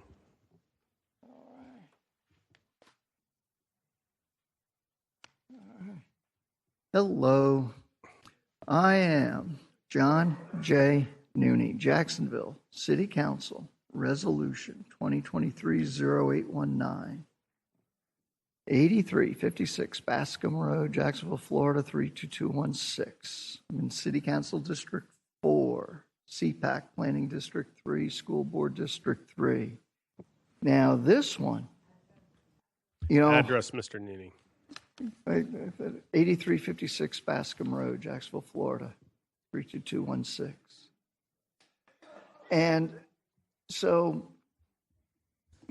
okay, I got 2 minutes, but here's an ordinance, $5,200,000 from the general fund operating youth empowerment. This is Kids Hope Alliance stuff. And I was at last night's Greater Arlington CPAC meeting.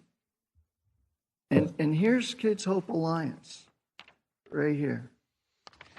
And the guy, we fund programs. We don't operate them. Now, the reason I've been going to the Kids Hope Alliance is because, and when you read this, you're looking at benefiting youth. What I want everyone to understand, and this only happened a year ago, but there are 3 potential fines. That's the Florida Inland Navigation District. They're meeting this month. Mr. Nooney, fine has nothing to do with this bill whatsoever. Actually, it has everything to do with it. And the same thing with the Northeast Florida Regional Council. And no, that doesn't track either, Mr. Nooney. We're going to go ahead and. Okay, well, You've been warned several times. You're done on this one. Next one. Mr. President, that was my only speaker card. No. This public hearing's closed. No, this is JSEB stuff. This is everything. Not Mr. JSEB. Nooney, we're on No, okay, kids. You're done. Sit down. Item 46, 2026-363. Mr. President, the next 2, I do have about 10 each for these 2. I have a combination of those that wish to speak that I'm going to call now. I'm going to call on Councilmember Diamond first to make a quick announcement regarding the next 2 bills. Thank you. So as far as number 46, I don't have an announcement, but just so everybody knows, on 47, these are unrelated bills, just to be clear. They're both kind of LUZ bills, but they're unrelated. Number 47, that's the administrative deviation bill. I've got a lot of feedback on this, and so I'm hearing what people are saying. I'm listening to their concerns. So I'm going to tap the brakes on that and defer it for at least 1 month. At least. I promise it'll be at least a month. Have a public hearing about a substitute bill that addresses people's concerns. And then only after we have another public hearing just on this will I let the bill go for committee hearing. So just everybody knows, 47, going to tap the brakes, hearing people out. I'll rewrite parts of the bill, and then I'll let that one go. Thank you, Mr. Diamond. All right, thank you, Mr. Diamond. So I'm going to call the ones that do wish to speak so you can come down. Wells Todd, Ruth Nelson Peoples, Lydia Bell, Katrina Spencer, Amir Sharif, and John Nooney. Those that do not wish to speak, it looks like they're all opposed. Joe Ann D'Angelo, last name Barnett, I think it's Tommy Barnett, and Sally Barnes. They all oppose. Mr. Todd? We are on 46, 2026-363. And then when we get to item 47, I'll call the cards, and if Mr. Diamond's comment has changed your mind, you do not have to speak. Mr. Todd? My name is Wells Todd. Address is on file, and we'll take them down, Jags. Just for some clarification, Mr. Diamond, are you saying that what you are creating or what you want to create is a private path to permitting for developers? Is that what you're holding off on? You can speak to me. No, I mean, want he can see you in the clarification. green room if he wants, but that's his choice. He can't speak to you. No. This We're portion. dealing with this democratic stuff going on here. I don't go to the green room. So, if I'm speaking to it, it appears that what Mr. Diamond wants to create is a path for permitting for developers, a private path. He argues that compared to the city's planning department, private firms take on more risk in improving site plans, so private firms should take the place of Jacksonville's planning department. What I do want to say is private firms take on the risk as part of the capitalist system. This would appear to sidestep a number of things, including the Neighborhood Bill of Rights. Private firms are always going to look at what makes profit for them, not what is best for the community. Profit motive never takes into account what is best for the community. With the community input in your plan, Mr. Diamond, do you want to dismiss the Neighborhood Bill of Rights? That's the question that I have. This is exactly one of the reasons why Mr. Diamond is involved in setting up Turning Point USA clubs, to reinforce the philosophy of putting profits over human needs. Thank you. Thank you. Next, Thank you. Next is Ms. Nelson Peoples, please. Mr. Todd, Councilmember Peluso would like to speak with you if you're open to that. Yes, go ahead, Miss Nelson Peoples, please. Good evening, council members. My name is Ruth Nelson Peoples, and my address is on file. I just want to quickly say something about what Councilman Diamond said, because I didn't quite understand that 0363 and 0364 were not related. Part of the reason that I didn't understand that was that we were unable to access this information through the legislative gateway. And even though I emailed the council PIO, coj.net, and requested information on this, that those email, I didn't receive any information on it. So that was really the only reason that I didn't, I guess I want to say, there's no way we could have understood it because we couldn't get access to the information. Thank you. Thank you. Next is Ms. Lydia Bell, please.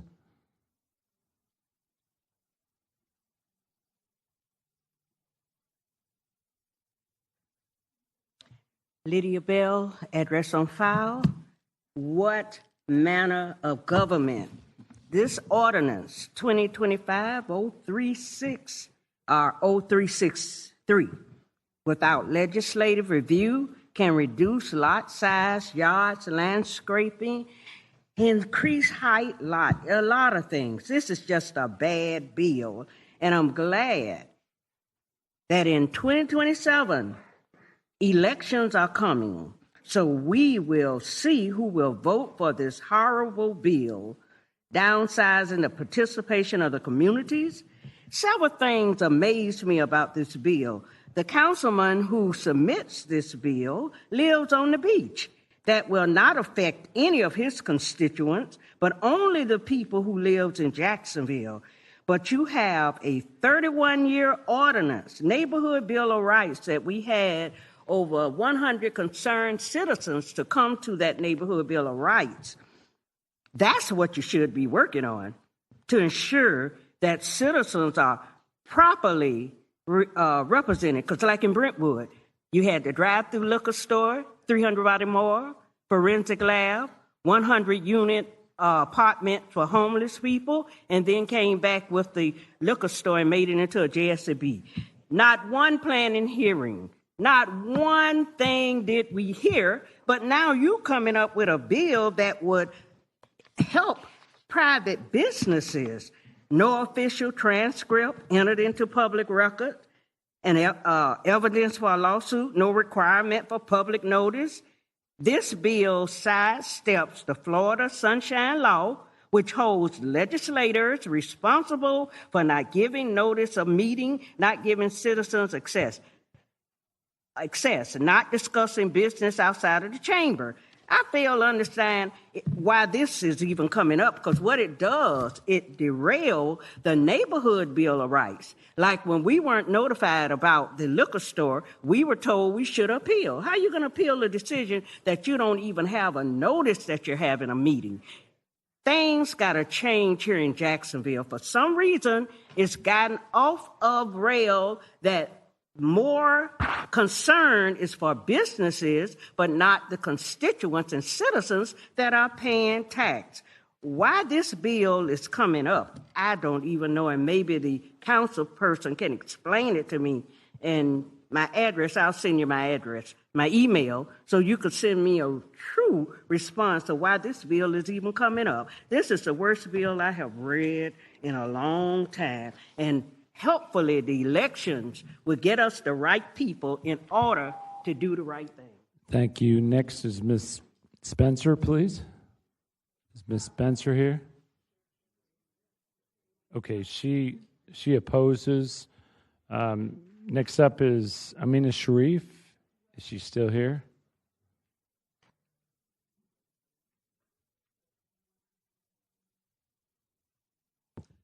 Amina Sharif, address on file. City council members, we have to do better.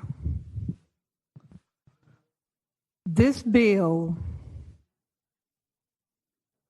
speaks clearly to what has not been happening in the communities, what has not been happening in the decisions that have been made for the constituents that you have been elected for. All we're asking is that you do the right thing so that you can be appreciated for all the hard work that you do. Bills like this take away what you're supposed to be trying to do. All we as your constituents want you to do your job and for us to show you the appreciation you deserve. This kind of bill, by not including the residents, by not making it clear or plain what is supposed to be happening in the future, that's your job. You're supposed to notify us. You're supposed to keep us informed of what's coming or what's going on. All we ask is that you do your job and that we can appreciate you. Thank you. Thank you. Next up is Mr. Nooney.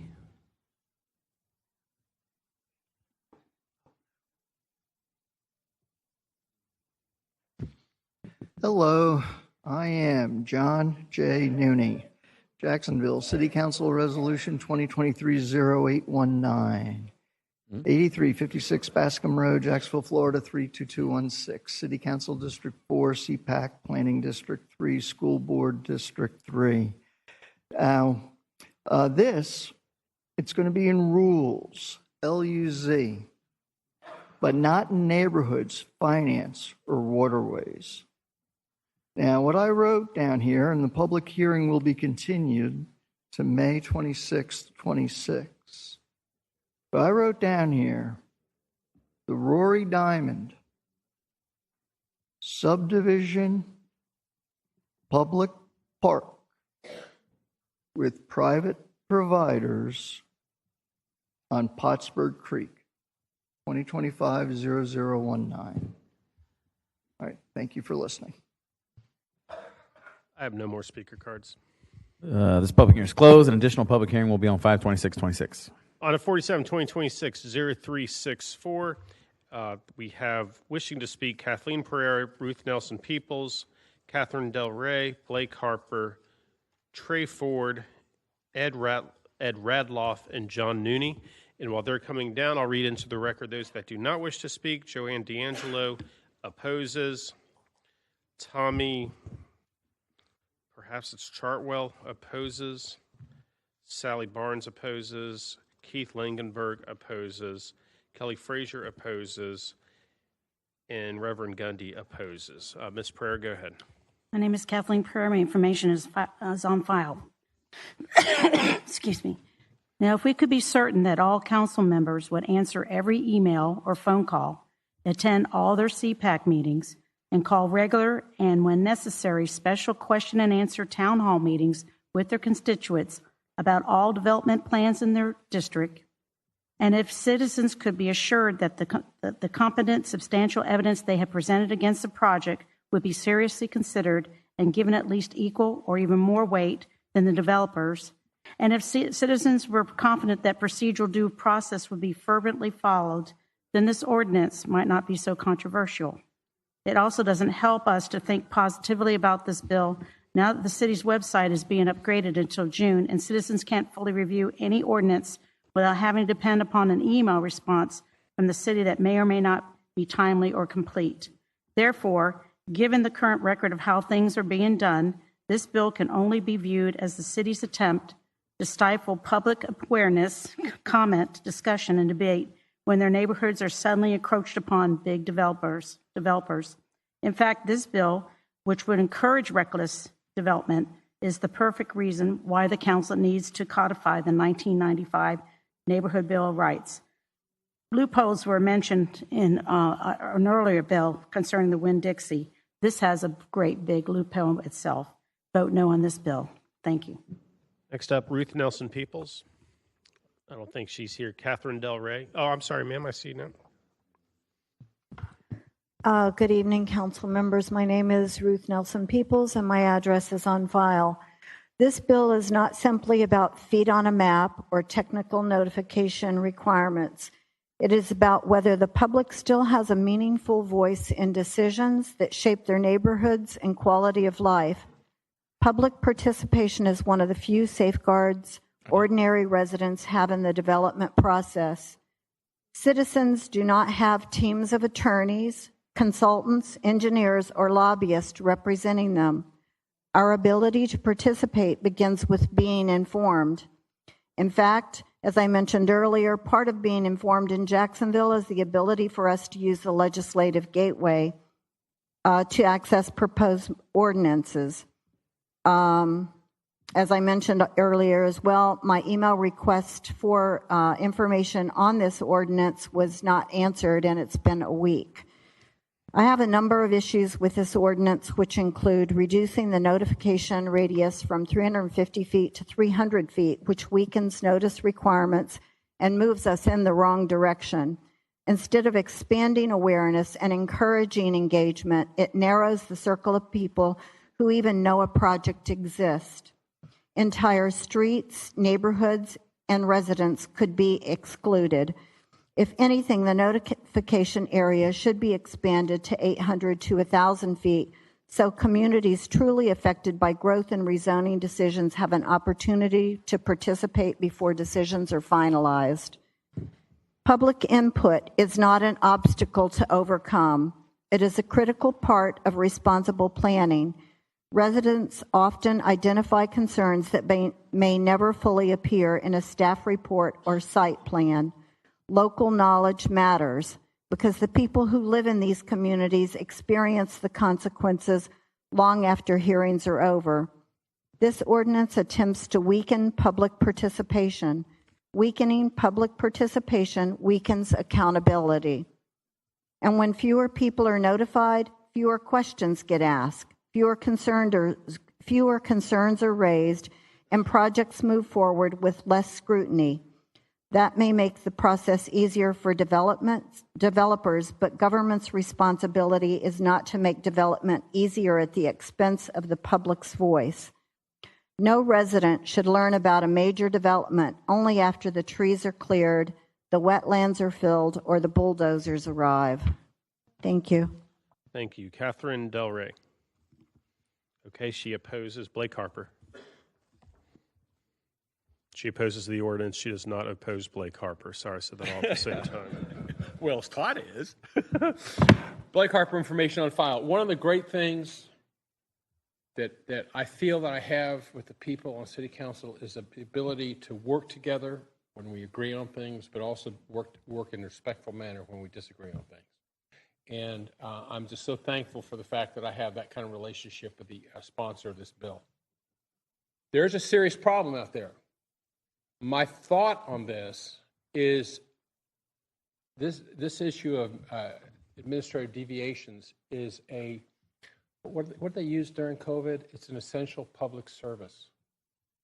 I'm not one for taxes, but going for crazy social programs, but I am one for taxes for providing expanded essential services.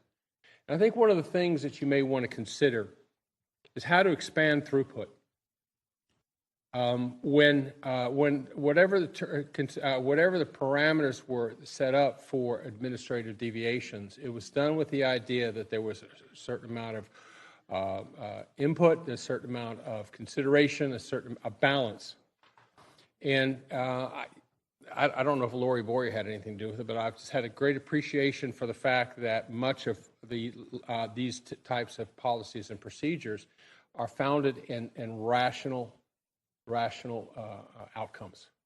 So my suggestion is, as you're looking at this, however you look at trimming it or trying to speed up the throughput without sacrificing public involvement and without sacrificing the quality of neighborhoods, you also need to look at allocating more funds to this department so that they can process, more people can process this. That's very simple. This is one of the things that we need to use taxes for, and keep the burden down for the general public. Thank you. Thank you. Trey Ford, is he still here? I do not see him. He opposes. Ed Radloff, and then John Nooney will be the last speaker on this. Good evening, everyone. Ed Radloff, address on file. It's been a while since I've been down here, but I appreciate Council Member Diamond pulling this back for more talk. I oppose 364 as someone that has been down here fighting zoning issues, listening to the people here fighting zoning issues. You're basically looking at doing away due process. There's 3 requirements of due process: notice, an opportunity to be heard, and a fair, unbiased decision maker. And sitting here and taking away hearings for people to come and speak to the planning people, to city council, is just not right. Too many times we are having stuff shoved down our throats. And I can go back and show instances in our area of Arlington where things have happened, and now we're having to live with the consequences. And we need to have a process where we can come together as a community and speak our concerns, our reservations on some things. We had an instance where we fought a zoning, and we ended up coming to agreement. Well, they have not moved forward with the project because they wanted to put more homes on that piece of property.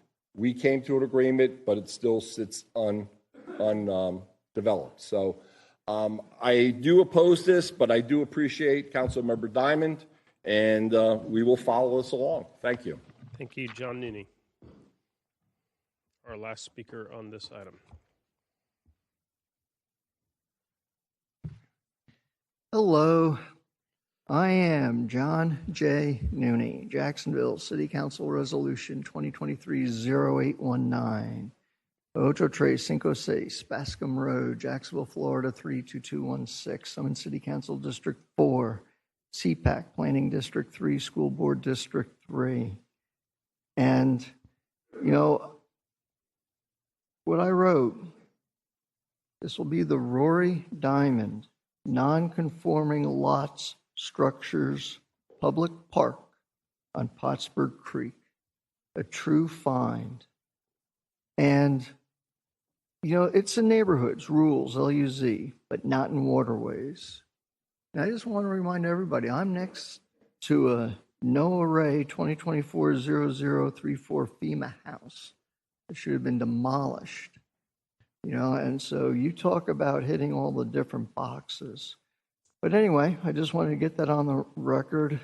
This will be continued to 5/26/26. Thank you for listening. No more speaker cards. Public hearing is closed. An additional public hearing will be on 5/26/26. It's now time for public hearings on land use amendments and certain companion rezonings.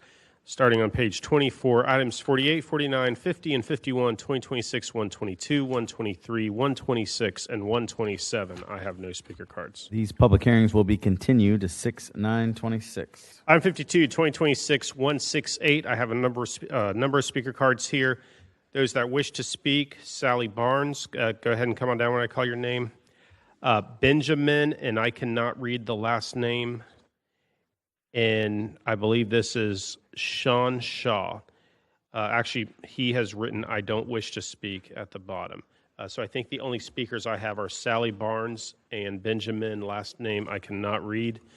Sally Barnes, before you go, let me read these into the record. We have Carolyn Gaitlin, who opposes this legislation, does not wish to speak, and Manuela Roberts, who opposes and does not wish to speak. Ms. Barnes, go ahead. Hello, my name is Sally Barnes. My address is on file. I am here to speak against this because this place has a septic tank on it. And it's really not enough space there, but my concern is I pulled up abandoned septic tanks. and there's a possibility of explosion. If it's not checked out and done right, they have to have someone, according to the rules, they have to have someone come in and check it and make sure it's safe. They said they also have a risk of falling into a sinkhole out there because it's been abandoned. They don't know how bad it's been abandoned, and there are also health risks associated with that septic tank. I did research on it, and it's really bad. It's not worth taking a chance on somebody. There are houses right next door. That thing butts to 2370 Commonwealth Avenue, that property. That septic tank is not too far from there, and it's been abandoned for years from what I gathered. Now, this is something that we got children play on that sidewalk. They running up and down that sidewalk, and it says that these things have a lot of toxin in it, and there's a chance that it will explode. They don't know, but they recommend that it be checked out to see what is actually there. And if it is a possibility of explosion there, these houses are right next to there. One's right next to it, two across the street, one across the street on the other side of the street with children. The little kids run up and down there. If this thing is open without being checked and somebody's kid get killed, who's at fault? Who's at fault? I'm asking you all to just make them check this thing, make sure this septic tank is taken out properly according to the rules of Florida. Because right now it's not. And it's not really that big. And they keep saying that they're going to do whatever they're going to do. They're going to put apartments, duplex, or whatever. But it's not really said. They're not really saying what they're actually going to put on there. But my concern mainly is that septic tank. Because I live down the road. I'm not right across from it, but I don't live too far from it. And I don't want anybody's kid getting killed. Or nobody else for that matter. They need to check it out, make sure it's safe, and then come back. This is my opinion, and I'm hoping you all will agree with me. Come back, make safety first. Don't just take a chance on somebody getting killed because this thing explodes if they go out there and start working on it. You can't get back a life. Once it's gone, it's gone. So I'm asking you all to just make them check it, make sure they clean it up, and come back and do whatever they need to do. I walked over there in the weeds myself. When I saw it, my neighbor told me about it. I walked over there, and that septic tank is still there. It's a huge mound. It's there. So it needs to be addressed. It needs to be taken care of before somebody loses their life, in case that thing explodes. Thank you. Thank you. The only other speaker, Benjamin, cannot read the last name, zip code 32218. Is anyone here meeting that description? This person supports this ordinance. And then Sean Shaw does not wish to speak, opposes. I have no more speaker cards. Public hearing is closed. Oh, wait. I move the... Is this... Oh, I apologize. Are you Mr. Shaw? Benjamin. Oh, Benjamin? Okay, go ahead.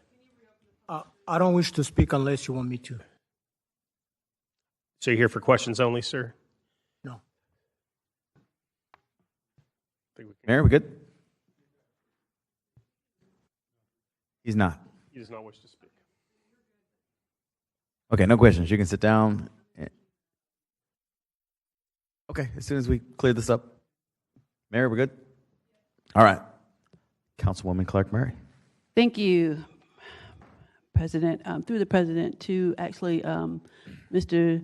Zabarinda. Just have a seat for a moment, and then Ms. Barnes, if you would come forward. I'm going to go ahead and reopen the public hearing. Thank you. I actually, to the President, I thought you had reopened it, but thank you. Okay, so Ms. Barnes, just give your name again. I'm going to ask you a couple of questions. Okay. Just give your name again. Oh, my name is Sally Barnes. The address is on file. All right, thank you. So you mentioned about a septic tank on the property.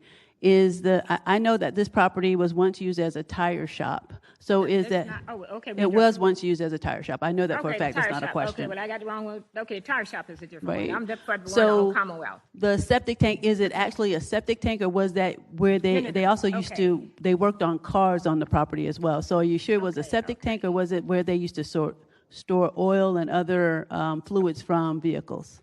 Okay, I stand corrected. The one, I thought this was the one on Commonwealth. I didn't look at it when I brought it down here because I have pictures for the car place. I have pictures for that one. But that car place also, I met with him in this room back here. Yes, ma'am, I know. He asked me to come back. You told me to come and talk with him.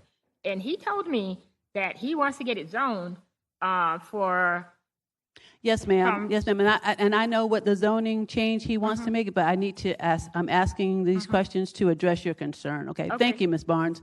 Mr. Zabarinda, please let him come up first, and then I can call you back, Ms. Barnes. Come on. Yeah, thank you. Through the president. So, Mr. Zabarinda, do you have you investigated this aspect that Ms. Barnes mentioned on the property about the septic tank? Are you aware of it? There's no any presence of septic tank that I know so far. Okay. So thank you for that, because I am not entirely sure, because I did not walk the property or go on the property. I'm familiar with the property. So the one thing that I'd like to want you to consider is if there is an issue, and I'm not sure, Mr. Harvey, I'm going to rely on you for this, through the chair to Mr. Harvey, rely on you for this one, if I can put a condition when we go to the next bill.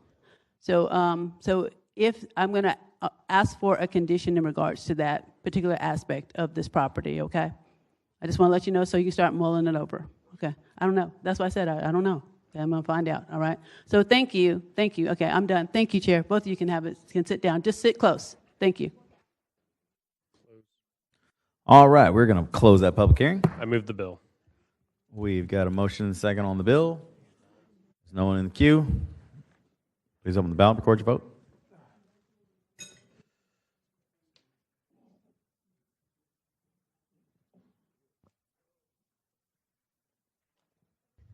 (18 yeas, 0 nays). By your action, you've approved 2026-0168. 2026-169, I have a couple that wish to speak. Miss Sally Barnes, come on down. She wishes to speak. And Sean Shaw does not wish to speak, but opposes this legislation. And then I also have Mr. Benjamin, who's still here, supports this, does not wish to speak. Carolyn Gatelin opposes this legislation and does not wish to speak. Manuela Roberts opposes this and also does not wish to speak. So, Ms. Barnes, you're the only speaker. Go ahead. Okay, my name is Sally Barnes. My address is on file. This is about the lot on MacDuff Avenue. We talked about this right there. He said that he wants to get it rezoned, that he wants to fix that tire shop. It used to be a tire shop. He wants to fix that to be an apartment that people can rent out. And then he said, he asked me about the RLD 60 behind there, and I told him it's residential. So I'd like to keep it residential. He's talking about putting an apartment back there. And I asked him, well, you know, what kind of apartment are you going to put back there? He says he didn't know. He said he wanted to get it rezoned. I have a witness right here that was with me when we talked to him. He wanted rezoned that RLD 60 back there, and because he didn't have any money to do anything with it right now. So we don't have a problem with him developing his whatever up there where the tire shop was, but to rezone this, and he said he might consider putting an apartment back there. It's not enough room for an apartment back there. And if you have 5 or more units back there, it's considered commercial. Now, what is it going to be? That's what I'm saying. And this is really, she back there, she came in and she heard him too. He said he don't have enough money to do anything with it right now. But why rezone it? I told him this. I said, if you don't know what you're going to put back there, why don't you just get the one you have and get it rezoned for what you want?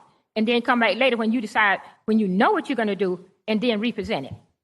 So he told me, okay, well, if you think you can get it passed, get it however you want to get it done, do it.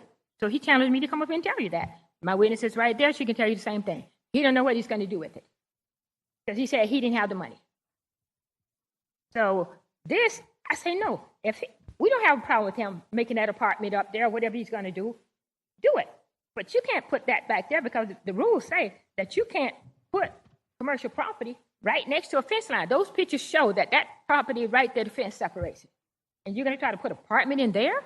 No.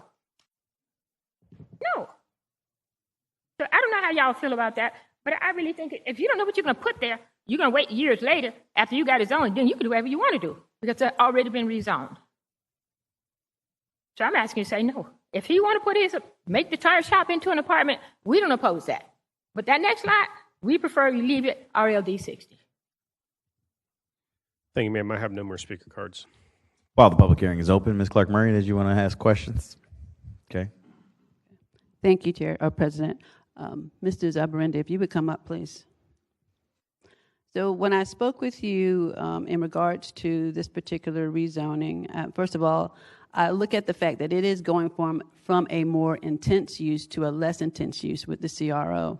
And then you spoke with me about the fact that you're not going to change the footprint of the building, but you're looking more to have an apartment at the top level and then have some kind of office at the bottom. Is that true or not? That's still the case. I'm only confused about the statement that she made, saying that the rule says we cannot put the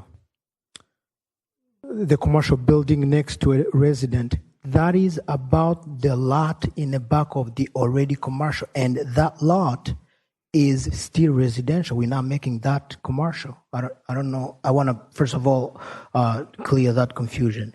Yes, for the building that needs a total rehab, I'm looking into having it rezoned from CCG2 to CRO so that I am able to install kitchens and potentially rent it as residential if I'm not able to secure renters for the building as offices. Thank you. Okay, thank you for that. Please have a seat. Please have a seat. Through the chair, Ms. Barnes, if you would come forward with the time that I have.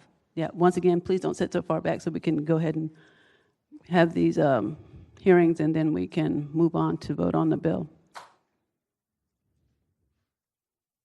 So with that discussion, do you understand a little bit better with what he plans to do with the property? So the idea is that with the existing building, and you know what the existing building looks like, yes, he's going to rehab it so that there's an apartment up top and so that there are offices at the bottom. The things that I was concerned about is whether or not there's going to be an increase in traffic and whether or not he was going to have additional vehicles on that lot, which according to what he said today and when I spoke with him, that is not the case. No, it's not. He told me, and like I said back there, my witness is right there. She came back there with me, as you know, and we talked to him. Yes, ma'am, I know. He said he's going to put apartments there, and he want to rent them out. So if you're going to tell me one thing, get here and tell you something else, and I have a witness. Yes. Prove what was said. We don't, I mean, really. Well, we have testimony. I'm sorry to interrupt, but I am running out of time. The clock there, running out of time. So I just want to make sure that you understand. He's not building additional apartments. He's going to use the existing building, and he's changing it to the MDA and to the CRO so that once again he can have perhaps a occupant up top on the top floor, and then offices on the bottom floor. But what he told me, he wants to get it all rezoned. That's what he's saying. My problem is not with that building. My problem is with the existing property behind there being changed. I told him it needs to stay RLD 60 because really it's not enough space back there for anything there except the house. And I asked him, I said, well, when are you going to do it? He said, I don't know because I don't have any money. That was his word, quote unquote. Yes, ma'am. To us. He didn't have any money to do anything with it right now. He was thinking a few years later, he would decide what he want to put on there. And my thing is, if you don't know what you're going to put there, you don't need it zoned. You don't need it rezoned. Yes, ma'am. I do understand that. Thank you so much. I appreciate that. So to the president, I would like to put a condition on this. Okay, and if I'm not mistaken, so I cannot put a condition at this time on this portion of the rezoning. Through the president to no, go ahead, Mary. Clark Murray, it's a conventional rezoning, and you can't condition no a conditions conventional. on conventional rezonings at all. Okay. All right, so thank you for that. So with that being said, if you could give me just 10 seconds, please. Yes, please, bring it on home. Believe you me, I wanted to be here Tuesday, and I was unable to be here. And believe you me, you all know that I'm normally here, especially when I have something in my district. Anyway, so with that being said, so Mr. Zabarenda, so the one thing, you can stay there, that's fine. The one thing that I do ask that you do, and I asked this of you when we met a couple of weeks ago, is that fence. That fence is in such disrepair. And if you would be a amenable and a good neighbor to us and Ms. Barnes and the Robinson's Addition Neighborhood Association to put an opaque fence there, I'm just telling them I can't put it in writing, but I'm asking for you to be honest and forthright and just follow through to put a fence that is opaque, meaning that a vinyl fence that is well structured and complements the property. Thank you. Thank you. All right, thank you. I'm going to go ahead and close the public hearing. I move the bill. Got a motion and second by Mr. Arias on the bill. All right, Councilmember Clark Murray on the bill.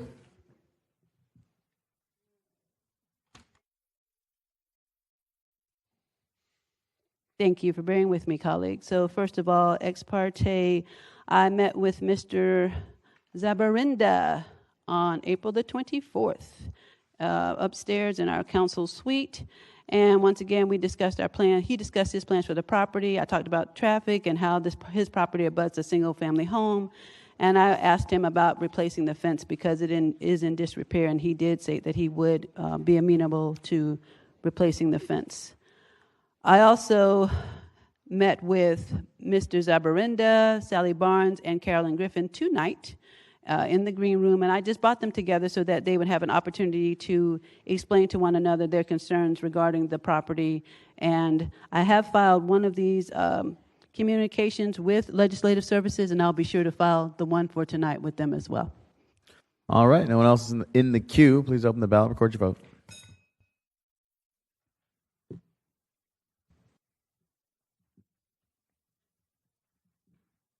18 yeas, 0 nays. By your action, you've approved 2026-0169. Mr. President, it is time for third readings. So we'll start on page 27 with our only third reading resolution for action, item 54, 2026-270. I move the bill. Got a motion and second on the bill. Councilmember Boyland. Thank you, Mr. Chairman. I just wanted to comment. I was not aware of the circumstance surrounding Mr. Chavez with respect to some history there, and looking at the foundation's website, and I applaud them for doing so. And I'm sharing this because I didn't vote for this resolution out of ignorance at the Rules Committee meeting, but it says on here, to the survivors, we believe you, we honor your courage, we are very sorry for the harm you have carried in the shadows for so long. So what the foundation stands on there, I just want to clarify today I will be supporting this resolution. Thank you, Mr. President. All right, thank you. Councilmember Peluso. Thank you, Mr. President. I think it's a really bad precedence. I think if we're going to denounce former resolutions, other people are going to ask us and wonder why we're not denouncing former resolutions. This is a bad precedent. We're going to get more people coming in here. We're going to get more of that distraction that we've had in the past. We should just never do this type of resolution again. I don't know why we're specifically denouncing an old one. I think we just don't do it again. I think it's over. I move to withdraw this bill. Motion second on the withdrawal. Councilmember Diamond. Mr. President, I oppose the withdrawal. I'd like to pass this resolution. I agree we shouldn't do this very often. This is an extremely unique situation where a bill was kind of rammed through a couple of years ago, and then this stuff comes out that this guy was raping people. And so as a matter of my own personal request of the council, I don't want my name on that anymore, and I don't think anybody who was there wants their name on that anymore. And this is literally happening across the country as the facts are coming out. So I would ask that you oppose the withdrawal, vote for this. I promise not to introduce another one of these again. Councilmember Clark Murray, first time.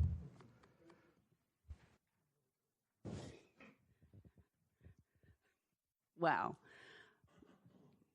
I'm just totally blown away by the introducer's comments. That is just amazing. We do live in a day where we are finding out more and more about a person. And so the question, just like Councilmember Boylan talked about the fact that what do we do? What do we do in cases like this? He was a good man during the time that he fought for rights for Hispanics, fair pay for workers, specifically farm workers. What do we do in this case when there's more information? I mean, I kind of use my reference point as Columbus Day. Columbus Day. At one time, schools throughout the land, we didn't go to school on Columbus Day. I've got to call a point of order. No. Mary, can you explain what you just explained to me, which makes you being able to speak on the withdrawal not relevant because the withdrawal might not be legal. So, okay. Mary? Through the President to the Council. So Rule 3.106 with respect to withdrawal of bills states that any bill may be withdrawn by the introducer at any time before amendment or putting to a vote with the consent of a majority of the council members present. Thereafter, except as provided in subsection 2, which talks about a bill where that is administratively withdrawn after pending for 2 years. A bill may be withdrawn only upon recommendation of a committee of reference and with agreement of a majority of the council members present. Therefore, I don't believe it was in the proper posture for Councilmember Peluso to offer a motion to withdraw on the legislation, absent an acquiescence by the introducer who would want to withdraw it. All right, as the presiding officer, I'm going to invoke that council rule, so the withdrawal is dead, so we're on the bill still. Mr. Peluso, you are in the queue if you want to speak on the bill. So You can get back in the queue for the bill, but you were speaking on the withdrawal, which is moot now. okay. So I want to get back in the queue then. Okay. All right. Okay, sure. All right, we'll just go back to you then on the bill. Thank you so much. Councilmember Clark Murray, you recognize. So thank you so much, President Carrico. So as I was stating, that there was a time when we celebrated Columbus Day, and then research revealed all the atrocities that were committed by Columbus in conquering lands. So we don't anymore. And it's very rare, I won't say that. So in light of the new information and in light of the fact that the Cesar Chavez Foundation does support the information that has come to light, I will be in support of this withdrawal, because when we know more, we should do better and should. I'm sorry, what's the issue? There's no withdrawal, so you're either supporting the bill. I'm sorry. So the bill. So the bill is going to be. I'm sorry. He's rescinding the bill. Correct. The resolution. What is the okay? So there was a resolution in 21, and he wants to revoke the resolution. Correct. Okay. I'm sorry. I just used the wrong terminology. I understand what we're going to do. So I'm going to support Mr. Diamond. Yes, you all can probably fall out right now, because the rights of women and the abuse of women is important to me, and I want to stand up wherever I can for women who have been in this type of situation. And it's very rare that I will do this, but I'm going to do it today. Thank you. Councilmember Peluso. Thank you, Mr. President. And as much as I love and admire my council colleague, Ms. Clark Murray, I fully agree. I believe that any victim must get their day in court and should be believed, especially because the Chavez organization has concurred with that. However, denouncing a former resolution is a bad precedent, because we all know who's going to show up en masse over the next year and a half of our lives. Why would we do that to ourselves? People are going to come back and say we should. Say again? Huh? Let's not talk across the dais, please.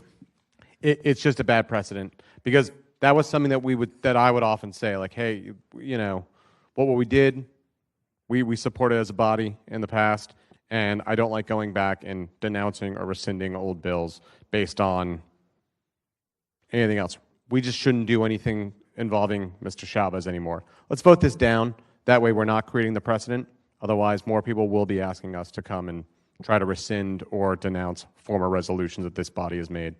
I think you all know what I'm talking about. Let's vote this down. Let's not create this precedent. Councilmember Diamond. Question's been called by Councilmember Diamond. All in favor of calling the question? Second. There's a second by the floor leader. Raise your hand if you want to call the question.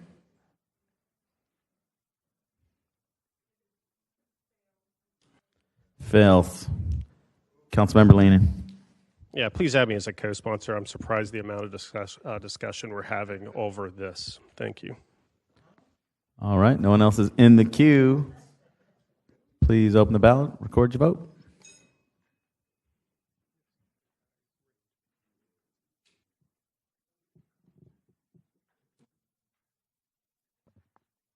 Seventeen yeas, 1 nay. By your action, you've approved 2026-0270. Item 55, 2026-258. I move the amendment. Got a motion and a second on the amendment. No one in the queue. All in favor of the amendment, signify by saying aye. Aye. Any opposed, say nay. The amendment carries. Move the bill as amended. Got a motion and a second on the bill as amended. There's no one in the queue. Please open the ballot and record your vote.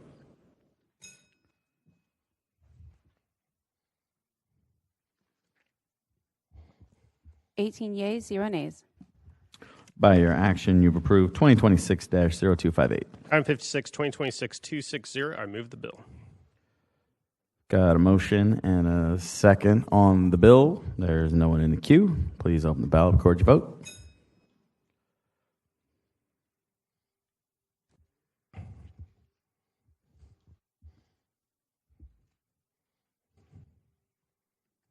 $16 yeas, 2 nays. By your action, you've approved 2026-0260. Go Blue Devils. 57, 2026-264. I move the bill. Got a motion and a second on the bill. No one in the queue. Please open the ballot, record your vote.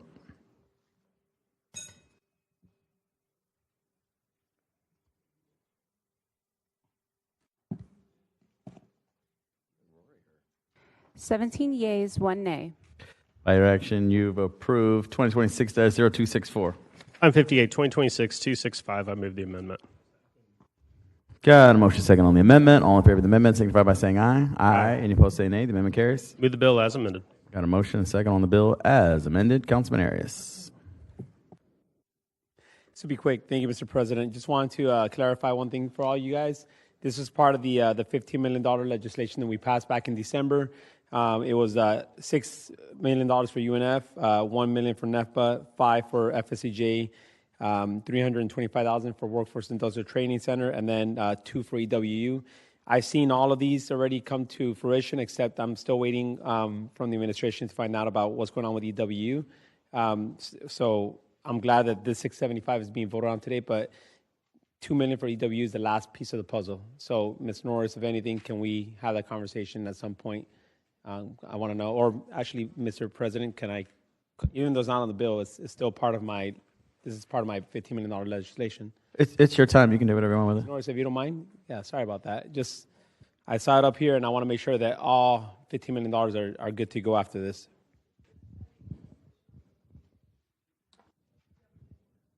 I have one? Oh, okay. Do you want me to respond? No, if we're good to go, Ms. Mary, then we're good to go.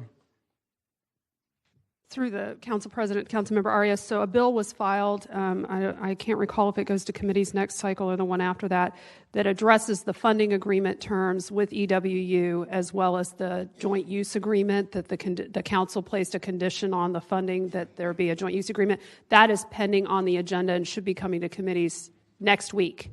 So that is why they haven't been able to move forward on that, because there is the pending legislation that changes some of those terms. Okay, well, that's all I have. Thank you, Mr. President. All right, Councilmember Matt Carlucci. Just want my name added, please. All right, please add past President Carlucci as a co-sponsor. There's no one else in the queue. Put me in the right posture. Did we vote on the amendment? We are ready to vote on the bill. All right, the bill has been properly moved and seconded as amended. There's no one in the queue. Please open the ballot, record your vote.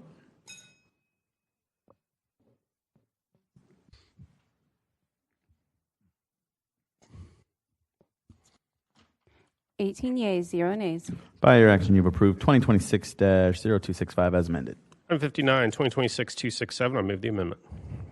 Got a motion and second on the amendment. No one in the queue. All in favor of the amendment, signify by saying aye. Aye. Any opposed, say nay. The amendment carries. Move the bill as amended. Got a motion and second on the bill as amended. No one's in the queue. Please open the ballot, record your vote.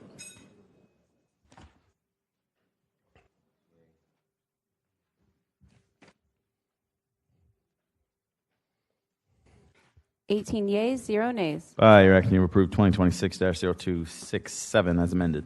I'm 60, 2026-268. I move the amendment. Got a motion second on the amendment. No one's in the queue. All in favor of the amendment, signify by saying aye. Aye. Any opposed, say nay. The amendment carries. Move the bill as amended. Got a motion and second on the bill as amended. No one's in the queue. Please open the ballot, record your vote.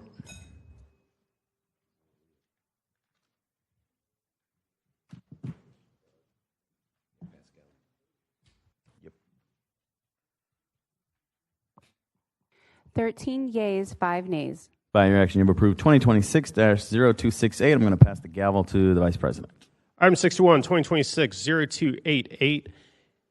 Council President, I believe you, or correction, I move the finance amendment. Yeah, before we move the amendment, we would like to recognize. My gut was right then. You need to recognize Councilmember or Council President Carrico. Yes, sir. Let's recognize Council President Carrico. Thank you, Mr. Vice President. I rise to abstain from voting on this legislation as my employer, the Boys and Girls Clubs of Northeast Florida, has in the past received dollars from the opioid settlement grant to help kids stay away from drugs, and we could apply it to future funding. So in order to avoid a conflict, I will just abstain from the legislation and the dialogue of the bill. Thank you, sir. Over to Councilwoman Pittman. Through the chair, I also rise to abstain from this legislation because I work with the homeless at the Clara White Mission, and we are planning on applying for the funding for this bill. Thank you. And it's already been submitted. Thank you, ma'am. And finally, Mr. Gaffney. Thank you. Through the chair, I also rise to declare abstain from this vote. My father, who runs Community Rehabilitation Center, a mental health organization, he may or may not apply. I'm not sure, but be on the safe side. Make sure I abstain from voting on this legislation. Thank you, sir. That's it. I move the finance amendment. We have a motion and a second on the finance amendment. There are no speakers on the queue. Let's take this vote verbally. All in favor of the finance amendment indicate by saying aye. Aye. All against say no. The finance amendment passes. We have a motion and a second on the bill as amended. No speakers on the queue. Let's open the ballot up and record your vote.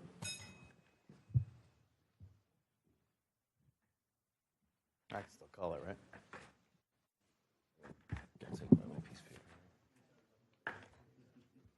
15 yeas, 0 nays, 3 abstentions. By your action, you've approved 2026-0288. Not sure if your mic's on.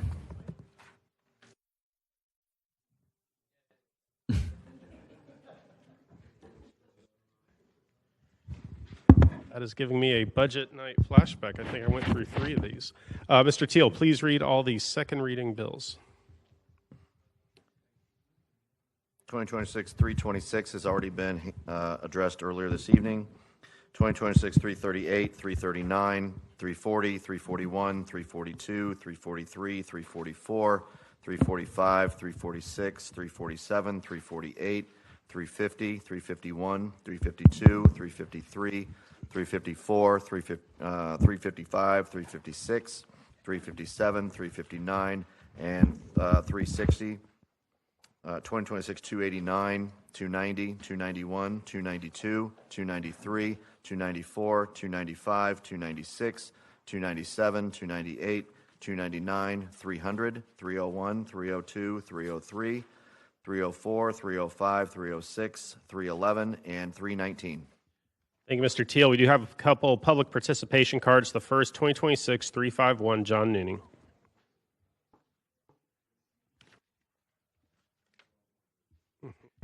Hello, I am John J. Nooney, Jacksonville City Council Resolution 2023-0819, 8356 Bascom Road, Jacksonville, Florida 32216, City Council District 4, CPAC, Planning District 3, School Board District 3.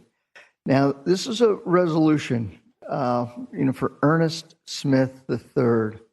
Now, the reason I just want to speak to it, he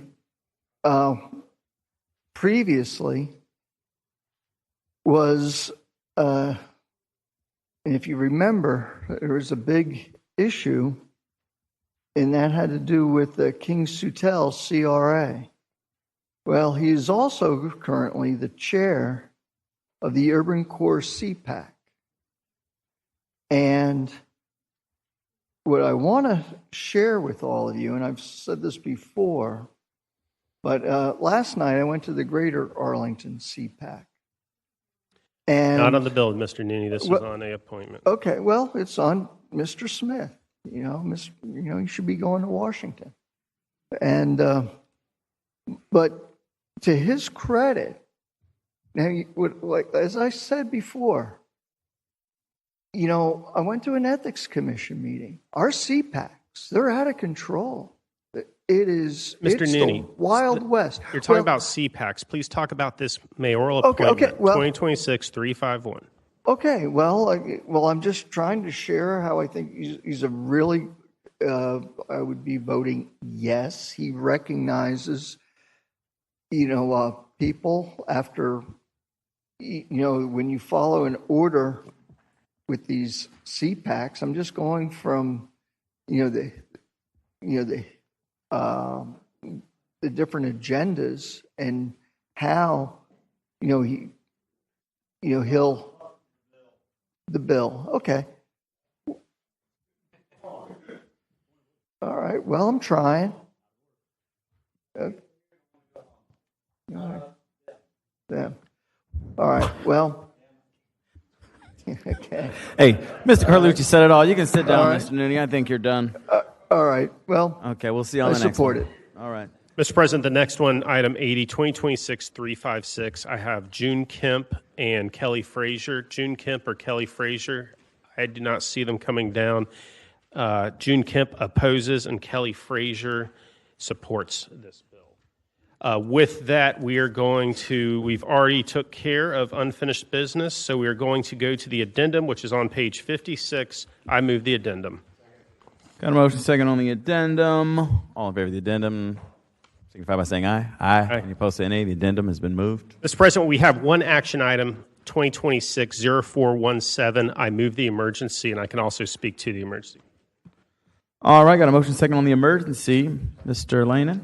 Yes, Mr. President. On Friday, a constituent reached out to both myself and Councilmember Gay. This constituent, Captain Edward Froelich, he was a former commanding officer of Mayport back in the late 80s, and then once he retired, was very active in the community. So the family and constituent reached out to us. The funeral is on Thursday, and so the request is to have this on emergency so we can get this resolution to the family to coincide with his funeral service. All right, Mr. Peluso, can we vote out the emergency then I'll call on you? All right, all in favor of the emergency, signify by saying aye. Aye. Any opposed, say nay. The emergency passes. Read the bill as an emergency. Got a motion second on the bill as an emergency. Councilmember Peluso. Thank you, Mr. President. I'm really sad I didn't know about this beforehand. Mr. Froelich was my sophomore American history teacher. Oh. He was a really great man. He loved history. He loved the Navy. He loved swirling his mug. We all thought there was probably bourbon in there. He was a funny guy. He was someone who loved his community and loved his country. I'm really upset that I didn't know that he passed away, and I'm really grateful that you did this. And now I will move a council amendment. Second. All right, motion second on the council amendment. All in favor of the council amendment, signify by saying aye. Aye. Any opposed, say nay. The council amendment has been approved. I move the bill as an emergency as amended. Got a motion second on the bill as an emergency as amended. No one's in the queue. Please open the ballot, record your vote. I didn't know he passed away. I wish I knew. But I'll try to be at his funeral. All right.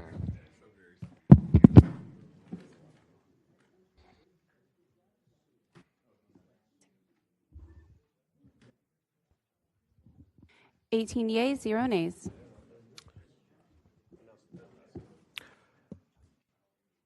Item 2026-0417 has been approved as an emergency. Mr. President, that concludes today's official business. All right. That's great. We're done. Any announcements?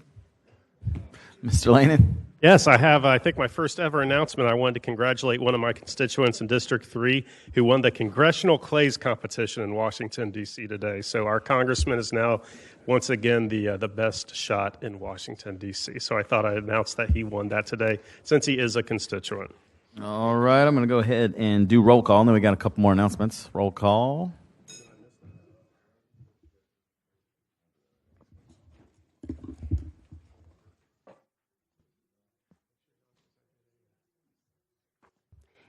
Present. All righty. Councilwoman Pittman.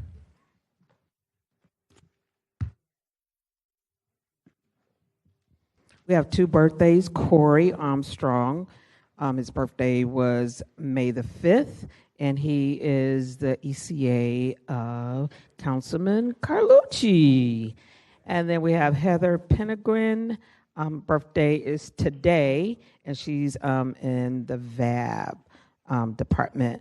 I do have an announcement, so I might as well go ahead and do it at the same time. Just want to remind y'all about Miracle on Ashley Street. We're expecting about 1,200 people, so I would love to see your face in the place. It's going to be a lot of people there. So several of you all have had an opportunity to participate. I will need to know by tomorrow. I really need to know by tonight because we have to make name tags and aprons and all of that. All right, thank you so much. All right, Mr. Vice President.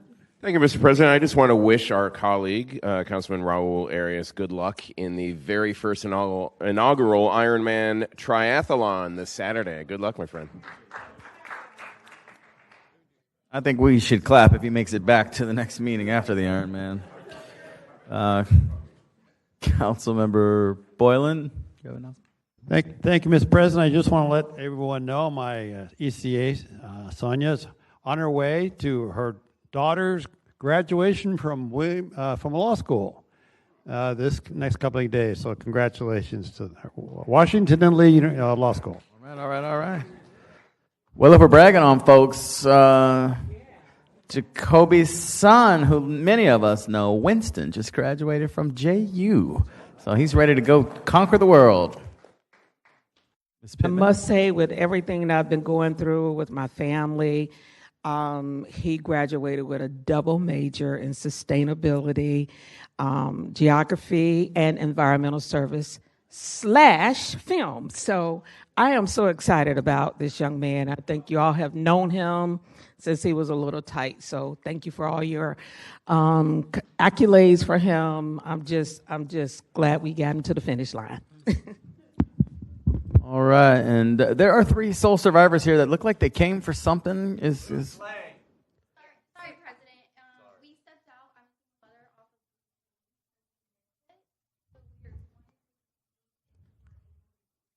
of What are they here for? I couldn't hear. Randy White knows very well. We're here for boots that they're trying to expand our roads. I did not notify all of our Okay, all right. Is there any public hearing remaining on that? Because we have closed out. Is there anything left? They can come to LUZ or any other opportunity to speak. Did we already vote? Yeah, it wasn't up for a vote, so you can't come down on the podium now. No, it wasn't. It wasn't voted on, and Mr. White or someone can see you afterwards.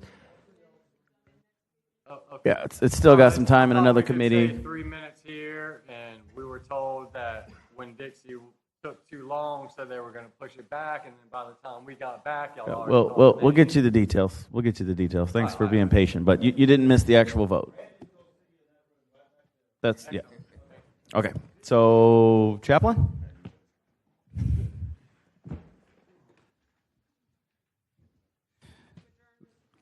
We are adjourned. Thank you, Mr. President. I don't know if this has been a weird night or it's just me.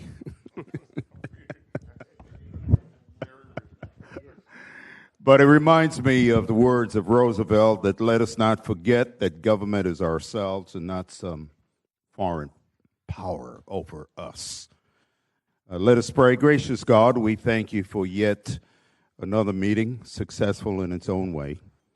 Thank you for the wisdom imparted on each and every one of us.